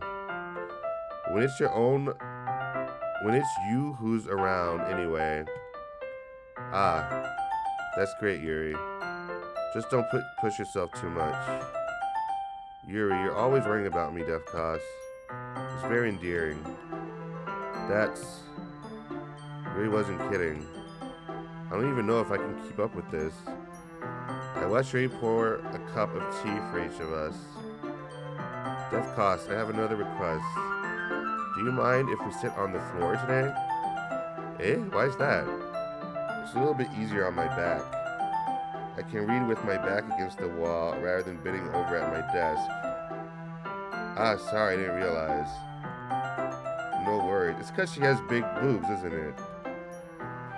I just have back pain fairly regularly, so I do my best to manage it. Is that so? I wonder why that is. It's most likely because your posture, right? Always hunched over like that while reading.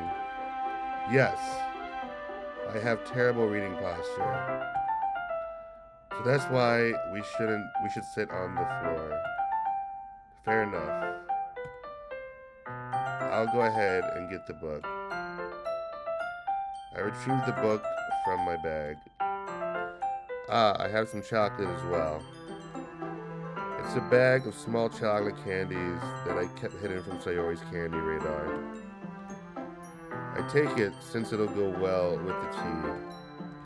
You and I then sit again against the wall, teacups at our sides. As if in sync, we assume the same reading position as last time, each holding one half of the book. Except this time, our bodies are even closer together. I can't see too well. Yuri slides closer until our shoulders are touching. How am I supposed to focus on reading like this? Yuri was always kind of cute, but when she's being less apprehensive, it's almost more than I can handle. Your teacup. Yuri hands me my teacup. Holding it with my hand that's not holding the book, I end up in a position that makes it even harder to focus. Because now I need to worry about making sure I don't accidentally touch her chest. Meanwhile, Yuri hasn't noticed a single thing. She wears her intense reading expression, and I can only presume the world around her has faded away. I use all of my willpower to focus on reading. After a minute, I finally manage to relax a little. I put the teacup between my legs and fumble with the chocolate wrapper. Ah, sorry. I briefly let go of the book to finish opening the wrapper. You can have as much as you want. Ah, that's okay, I won't take any. Eh, are you sure? Well, if I touch it, then it might get smudges on the pages. Ah, you're right? I didn't even think about that. My bad. No need to apologize. I'll hold the book, okay? Are you sure? Of course. Yuri opens the book with both hands. She holds it so that I don't have any harder of a time reading from it. But as a result, as a result, her left arm is practically resting on top of my leg.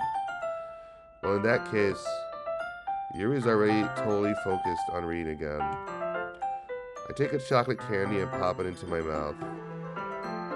Then I take another chocolate and I hold it up to Yuri. She doesn't even look away from the book. She simply parts her lips as if the situation was completely natural.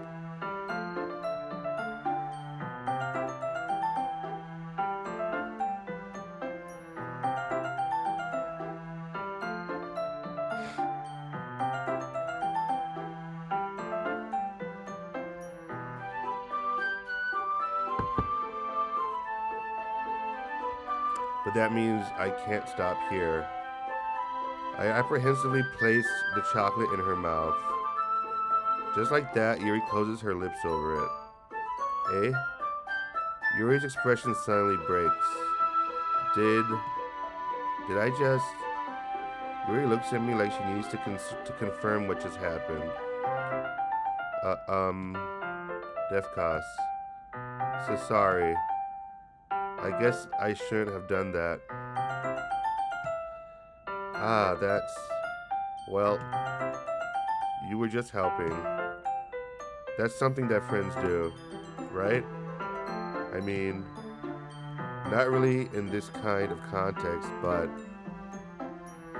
yeah, that's all it was. Yeah, then you don't need to stop or anything. I see. The situation's gotten really tense. Yuri tries to return to the book, but I can tell just by her expression that she can't focus now. Her heart is pounding. Oh, my heart is pounding. I nervously take another chocolate between my fingers, but this time Yuri's eyes meet mine. How did it even come to this? Yuri doesn't avert her gaze. I notice her chest rising and falling to the rhythm of her breaths. I raise my arm. Like before, Yuri parts her lips, but it's different this time. I take the chocolate and place it in her mouth. I feel her hot breath on my fingers. Yo. Okay, everyone. Ooh, Yuri jolts back. It's time to share poems. Defcos, can you help Yuri put away the tea stuff? Right? You can help Yuri put away the tea stuff, right? Yeah, of course. Okay, thanks. The spell is abruptly broken. I'll take care of the cups. Yeah.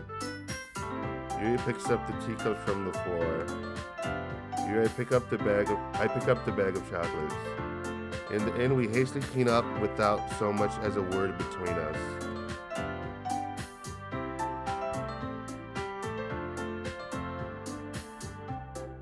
What? Oh, did I misspeak or something? Did I fuck up a word? I get the feeling this is something neither of us will have the courage to bring up.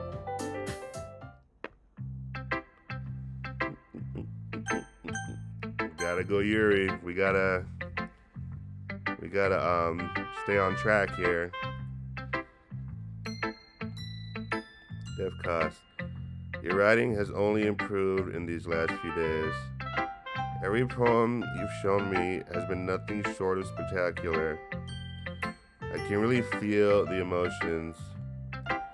I'm a little envious even. I don't think it ever came to me this naturally. Yeah, that's the wrong way to put it. Yuri, that's the wrong way to put it. This never did come naturally to me, but I've been able to improve so much thanks to you. You're really the example I was chasing after. Is that so? Yuri gently smiles to herself. This feeling, I'm so glad I got the chance to share my writing. I never thought it would feel like this. I remember you mentioning that yesterday. I can't believe that you're so good at something and you've never even shared it with anyone. It's kind of a shame. Maybe, but it's not like I really had a choice. What do you mean? Well, Yuri smiles sadly.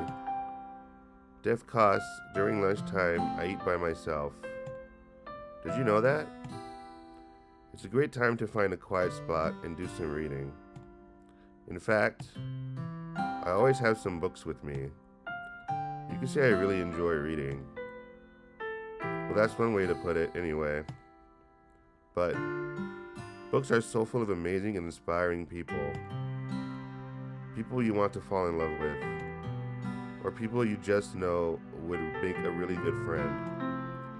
cheerful people who always put a smile on your face, or deep thinkers and problem solvers who discover the mysteries of life.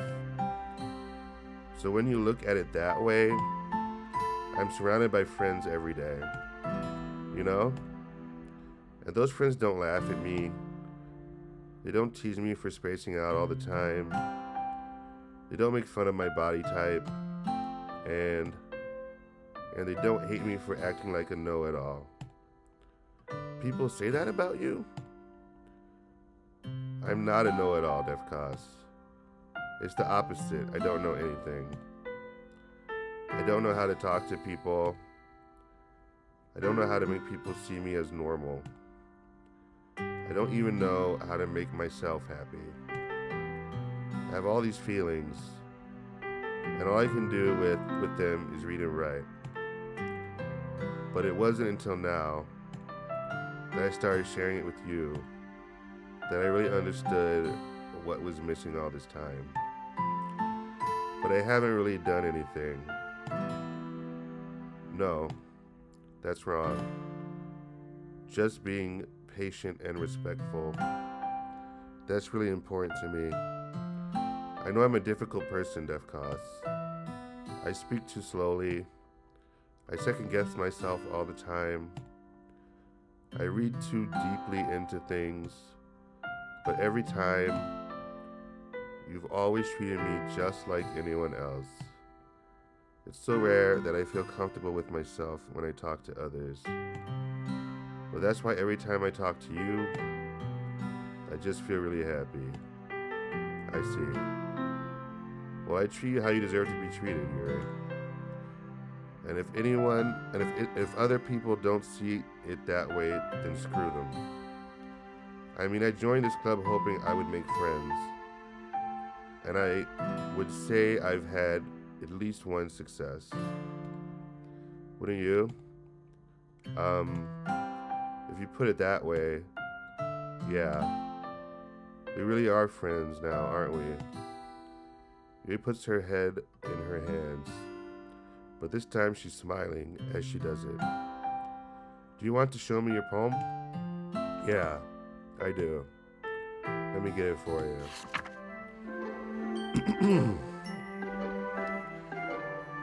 A marvel millions of years in the making, where the womb of earth chastically meets the surface.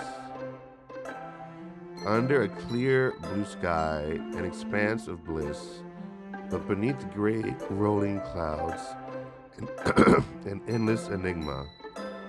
The easiest world to get lost in is one where everything can be found.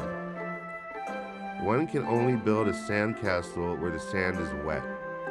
But where the sand is wet, the tide comes. Will it gently lick at your foundations until you give in? Or will a sudden wave send you crashing down in the blink of an eye? Either way, the outcome is the same. Yet we still build sandcastles.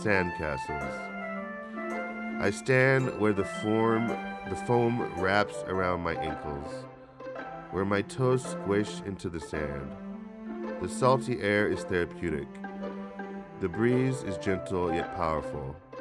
I sink my toes into the ultimate boundary line, tempted by the foamy tendrils. Turn back and I abandon my peace to erode at the shore. Drift forward and I return to earth forevermore.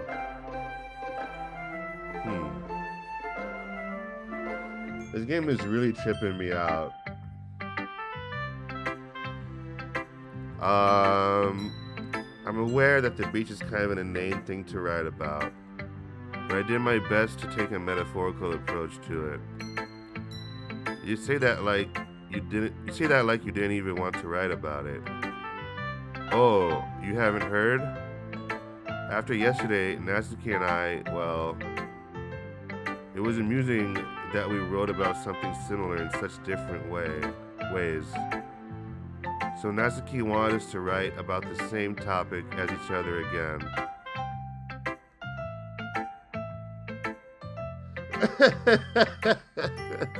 Yeah, I imagine it's not gonna get any better in the trip out department. Uh, so Natsuki want us to write about the same topic as each other again. I suppose to better compare the differences in our writing styles or thought processes.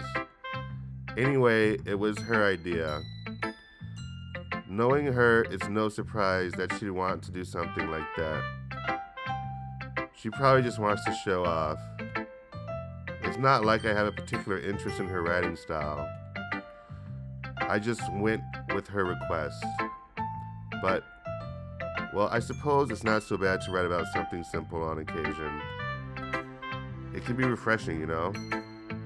It's good for me to calm my thoughts once in a while. Yeah, I think I agree. Thanks for sharing. We gotta check in on Sayori, I think, if she was acting weird.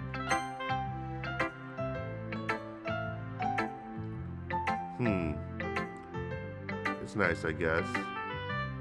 Come on, I can already tell you don't like it. Well, you don't need to worry about what I think. After all, you wrote this for someone else, didn't you? Probably Yuri. Eh? I didn't write this for anyone specifically. Maybe. That's not really what I meant, though. But it's okay. You're making new friends just like I was hoping. Yeah, I think she's a little sad, yeah. That makes me really happy. And you're happy too, right? In this club? Well, of course I am. Good. That's all that matters to me. Thank you, Defcos. Sayori, is there something wrong? Huh? No, nothing. I'm just a little tired today. Hey. Alright. Just tell me if you need anything. I will. Don't worry about me, okay? You can go play with everyone else now. If you insist. Yay. I'm gonna go home a little bit early today. Sayori? Tell Monica I wasn't feeling well, okay? I'll see you tomorrow. Before I can say anything, Sayori cheerfully walks out of the classroom, humming to herself. She didn't even show me her poem. What the fuck? Okay, we'll do Natsuki.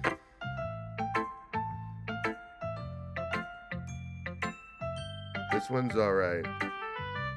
Alright? Well, yeah. It doesn't blow me away.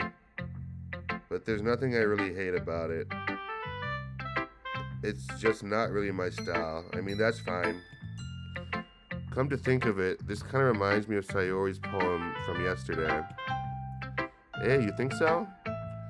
Yeah, well, I guess you've been friends with her for so long, you might be on the same wavelength. But you never really struck me as her type. Sayori has a type all of a sudden. Well, I don't know, but honestly, how can someone so fluffy spend so much time with someone like you? It's like she's dragging around a dead weight. That's a little unnecessary. But think of it this way. If it weren't for me, she would probably just fly away like letting go of a balloon. You could say we each take care of each other in our own way. Whatever it is, I don't get it. Oh yeah, I guess I'm supposed to show you my poem. Here. I'll be your beach. Your mind is so full of troubles and fears that diminished your wonder over the years. But today I have a special place, a beach for us to go. A shore reaching beyond your sight, a sea that sparkles with brilliant light. The walls in your mind will melt away before the sunny glow. I'll be the beach that washes your worries away. I'll be the beach that you daydream about each day. I'll be the beach that makes your heart leap in a way you thought had left you long ago. Let's bury your heavy thoughts in a pile of sand, bathe in sunbeams and hold my hand. Wash your insecurities in the salty sea, and let me see you shine. Let's leave your memories in a footprint trail. Set you free in my windy sail. And remember the reasons you're wonderful when you press your lips to mine. I'll be the beach that washes your worries away. I'll be the beach that you daydream about each day. I'll be the beach that makes your heart leap in a way thought had left you long ago. In a way you thought had left you long ago. But if you let me by your side, your own beach, your own escape, you'll learn to love yourself again. Yeah. Both about the beach? That's not a good thing? But didn't they say they were writing similar poems? I felt like I kept writing about negative things, so I wanted to write something with a nice message for once. Besides, the beach is awesome. Kinda hard to write anything negative about the beach. Well, Yuri's take on it was a little more solemn. Well, gee, she better not have said anything bad about mine. After all, she's the one who wanted us to write about the same topic.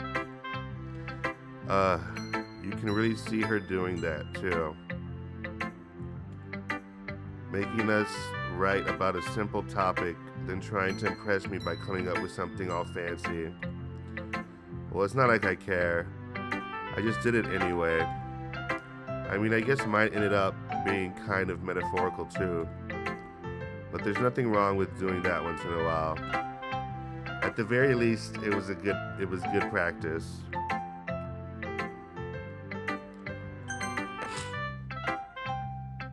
Hi, Defcos.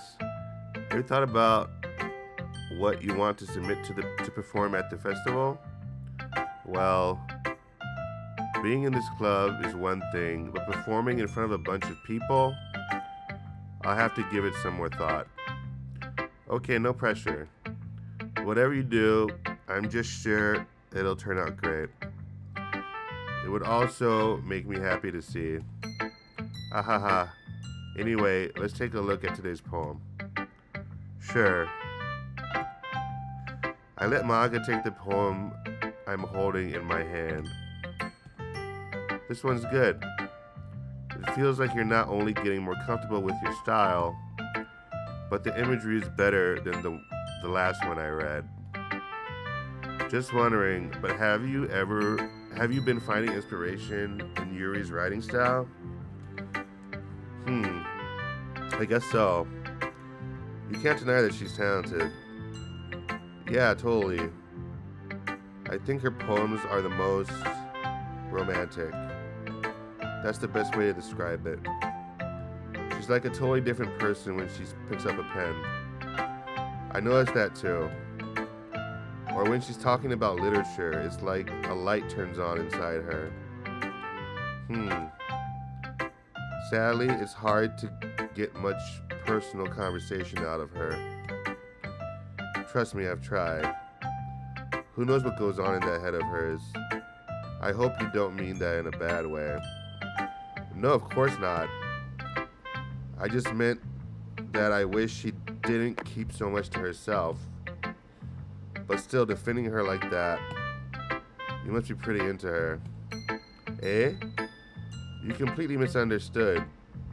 Ahaha, calm down, I'm kidding. Besides, I'm pretty sure she's already got a boyfriend. Wait, really? Yeah, fictional one anyway. Monica kind of whispers that last part to me. It's just a hunch, but, well, there's not really anything wrong with that. Okay, well, I know. I was just saying. Anyway, I'll share my poem with you now, alright? Alright. The Lady Who Knows Everything. An old tale tells of a lady who wanders earth. The lady who knows everything. A beautiful lady who has found every answer, all meaning, all purpose, and all that was ever sought. And here I am, a feather. lost adrift the sky, victim of the currents of the wind. Day after day, I search. I search with little hope, knowing legends don't exist.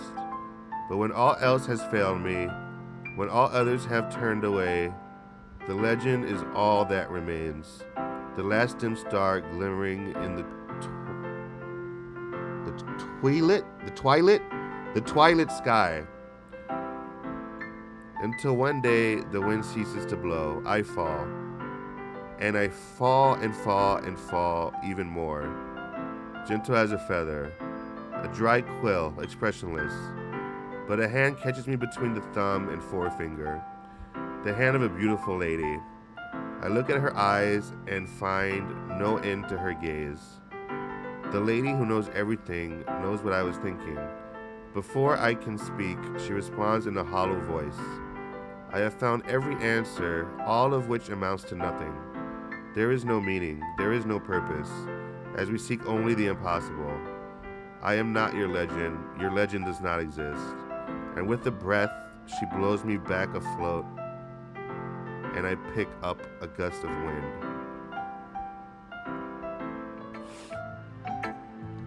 You know, I feel like learning and looking for answers are the sort of things that give life meaning. Not to get too philosophical or anything, but it was kind of on my mind, so that's what I wrote about. I see. I never really put much thought into it. In a way, it's always paradoxical. Because if we had all the answers, wouldn't the world start to lose its meaning?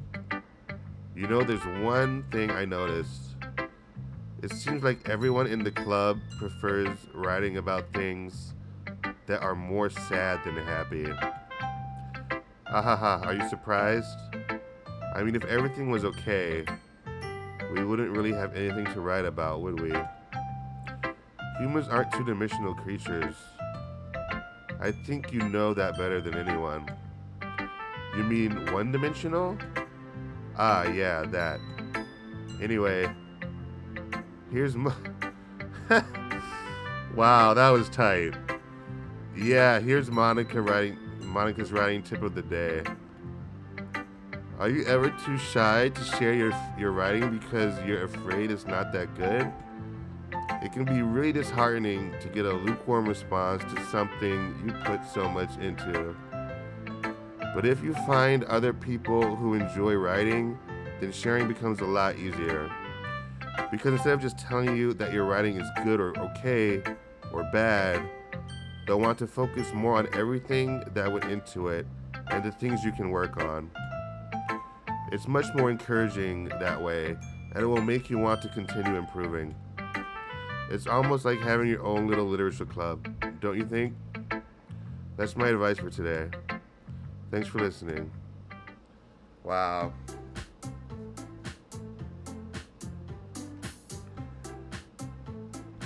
Okay, you three. We're all done sharing poems, right? Why don't we start figuring out... Hold on a second. Is it just me, or did you say something strange just now? Eh? Something did sound a bit unusual. That's right. You deviated from your usual catchphrase when addressing the club. Catchphrase? I don't have a catchphrase. Jeez. Why is the mood so weird today?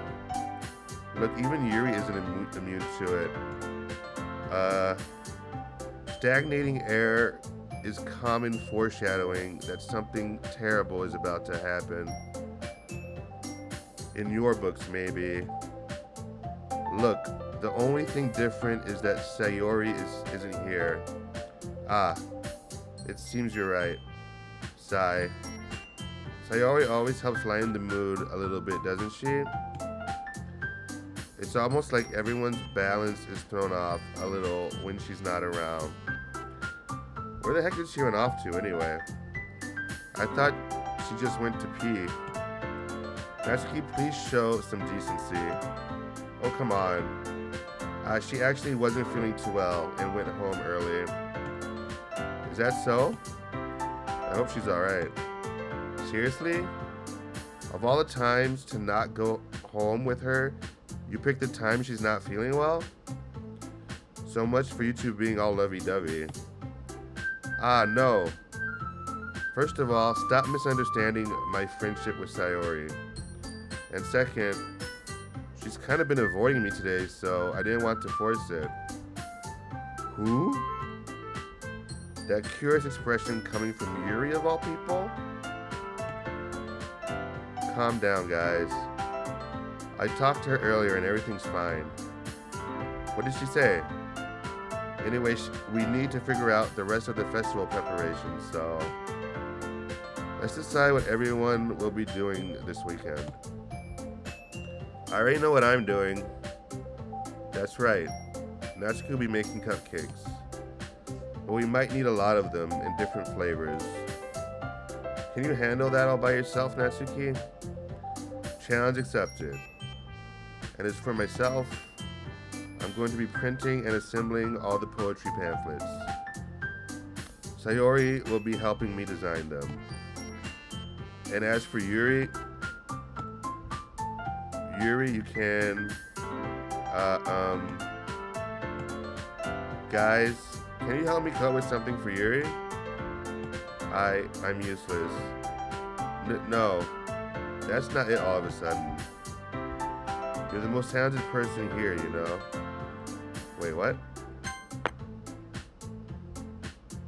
That's not it at all. Why did I say all of a sudden?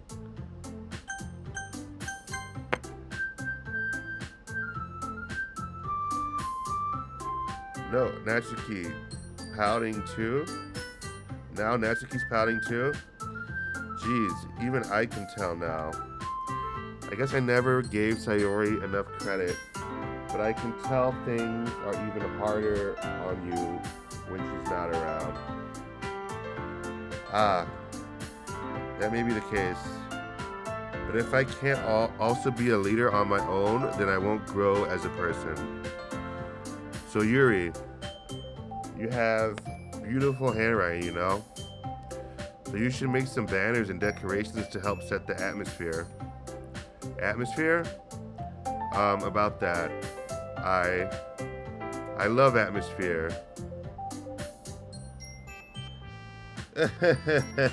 That's my cat. That's Agua. I love atmosphere. Yuri's expression suddenly changes as she stares at her desk in focus and starts nodding to herself. Your mind is already racing, I see. That's great. You'll be a wonderful help, Yuri. But anyway, that just leaves you, Defcos. The one who is truly useless. Ahaha, don't say that. In fact, both Natsuki and Yuri have some pretty heavy tasks to handle. It would probably go a long way to give one of them a hand. You could always help me out as well. It would be really appreciative. I would be really appreciative of that. Ah, that's... Is Monica suggesting I spend the weekend with one of my club members? How on earth are they going to respond to a suggestion like that? Ah, I suppose I wouldn't mind a bit of help. Well, even if you don't know how to bake, there's always some dirty work I could give to you. It's not like Monica is going to give me a choice, and you shouldn't be sitting on your butt anyway. Natsuki tries to mumble a bunch of excuses like that. If I recall, Natsuki, you mentioned that you would like to handle the baking on your own. Defcos may not like to be around if you only make him out to be a nuisance. So therefore, he may be more suited to assisting with the decorations. Hold on, I never said that. How hard could it be to make a few decorations anyway? Sounds more like you're just making excuses for Defcos too. But what are you saying? It'll be extremely meticulous work. And baking isn't? Just what do you think? Guys, let's settle down for a moment. In the end, I think it's up to Defcos to decide how he'd like to contribute. Besides, he hasn't really gotten the chance to spend any time with me yet, you know? So I'm sure he's interested in... You literally just said, I'm surprised as well. Sorry. I was just saying though. Jeez. Can we just settle this already? Yeah. Defcos, you're okay with this, right? In the end, it's up to you. Of course. Very well. In that case, everyone look straight at me.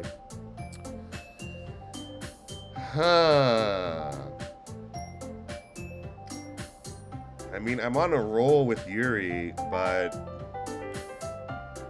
there's like 3 dots after Sayori. She's the only one that has 3 dots after hers.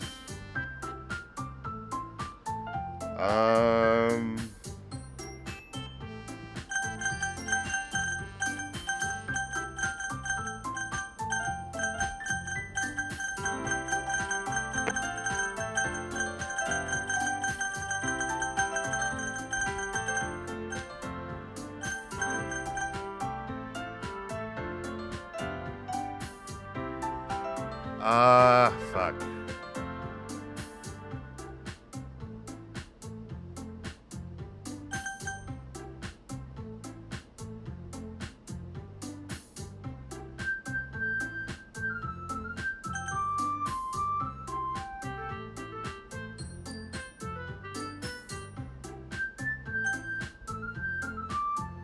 Guess it doesn't really matter, because I could play the game over and choose somebody different.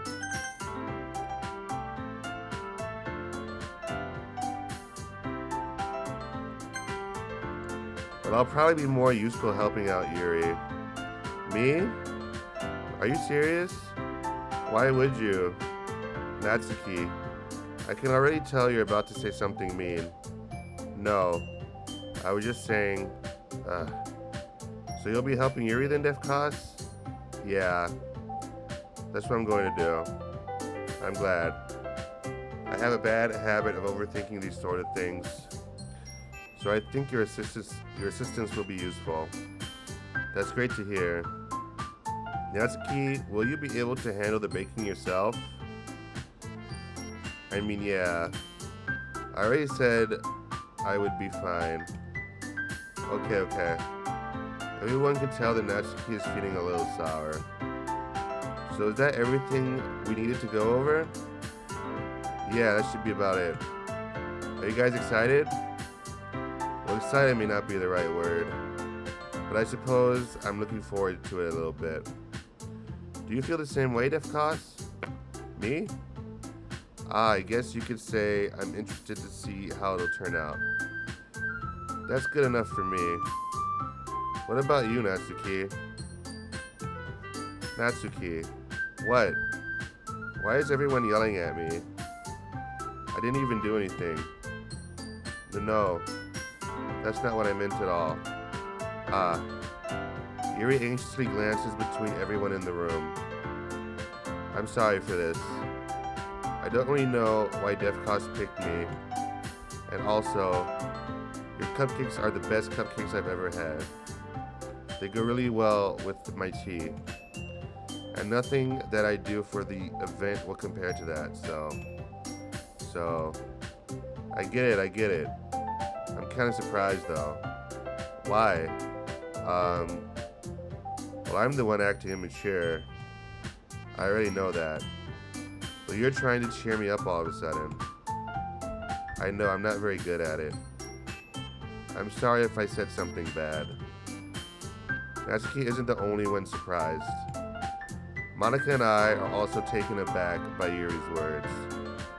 When she already has trouble with words, trying to cheer someone up must be far out of her own comfort zone. But I begin to understand. Yuri was trying to sound like Sayori. Even if it didn't work perfectly, I can tell that she tried to say something Sayori would say at a time like this. Because Sayori always helps everyone smile and feel good about themselves. No. I kinda appreciated it. I'm sorry for making a big deal out of it, out of nothing. But I'm going to say this. You better bet that my cupcakes are going to be the best part of the whole event. Ah, I believe you. Yeah, I hope to see everyone do their best. But with that, there's nothing more for today. So I guess it's time for us to head out. Alright, let's get out of here then. Everyone packs up their things. I start to follow Monica and Natsuki out the door as they chat between each other. Eh? I turn around. Sorry. I realize that I don't have any way of contacting you this weekend. Oh, you're right. I can't believe that slipped my mind. Should I give you my phone number? I think that would be the best way, yes. Alright then. You and I exchange phone numbers. Okay. Then I'll be stopping by your house on Sunday. Eh? My house? Is that a problem? No, not at all. It's just I thought that I would be the one going to your house since I'm the one helping you. Ah, I suppose that makes sense. But if you don't mind, I think I'd prefer going to your house. Alright. In that case, it won't be a problem. I decide not to press Yuri for a reason. It's not like it should matter much either way, so I'll just need to make sure my room is clean. I hope I manage to make myself useful in some way. I'm not nearly as creative as you are. Don't underestimate yourself, Deftoss. I think that will make a very productive team. Even if you only chose me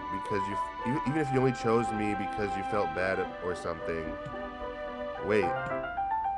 You don't actually think that, do you? I don't know. It's difficult to come up with any reason you may have chosen me. You're forgetting the one reason with the most common sense. I chose to help you because that's what I want to do. But Yuri thinks to herself with an extremely tense expression. Yuri, you're overthinking this. You want me to point out when you're overthinking, right? Eh? I didn't realize. I'm telling you, I want to. That's all there is to it. Do you believe me? Yuri thinks really hard again. She looks straight into my eyes for a long while. I believe you. As if it took her tremendous effort, Yuri finally says that and relaxes her expression. And I'm really looking forward to Sunday. Yeah, I am too. After that exchange, I make my way out the door and Yuri follows. I can't believe this. Yuri's going to be coming to my house on Sunday? My anxiety shoots through the roof. Even though I've gotten pretty used to handling her at this point, there's no telling what might end up happening when we're outside of school. More than that, she told me that she was looking forward to it. Is this the chance I have to make something happen between us? Or is it too early for that? Only time will tell. But until then, I won't be able to take my mind off it. I seriously can't wait.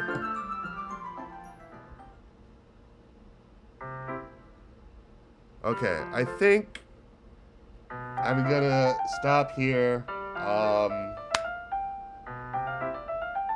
Yeah, I've been playing for over 5 hours, so I thought I would be done by now, but I'm not even done with chapter 1, so I'm gonna call it. I'll be back tomorrow. Maybe I'll play some Darkest Dungeon, and then, yeah, sorry, Reed. Get some sleep, bro. Yeah, I might play some Darkest Dungeon, or maybe I'll try to beat this game before I play Darkest Dungeon again. I'm not sure, but we'll definitely play more of both of those games. And I want to play some more Street Fighter too. I just don't have a mic or a cam when I play Street Fighter, and that sucks. But anyway, I'm gonna call it here.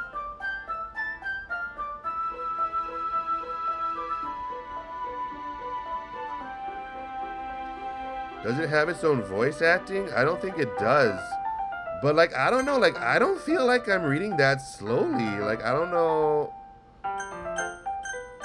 Like, I don't know. Like, I'm not like speaking super quick or anything, but I'm not talking that much slower than when I regularly talk. I mean, sometimes I stutter and stammer, or like I reread something, or like, I know I do that, but like, yeah, like I don't feel like I'm reading that slow. Yeah, I don't know. Anyway, we'll save. Alright, alright guys, thanks for stopping by, Reet. Thanks for coming back. Corey, as always, thank you for stopping by. What are you doing? Oh, I thought my cat was right there. Alright, good night, guys. Have a good night.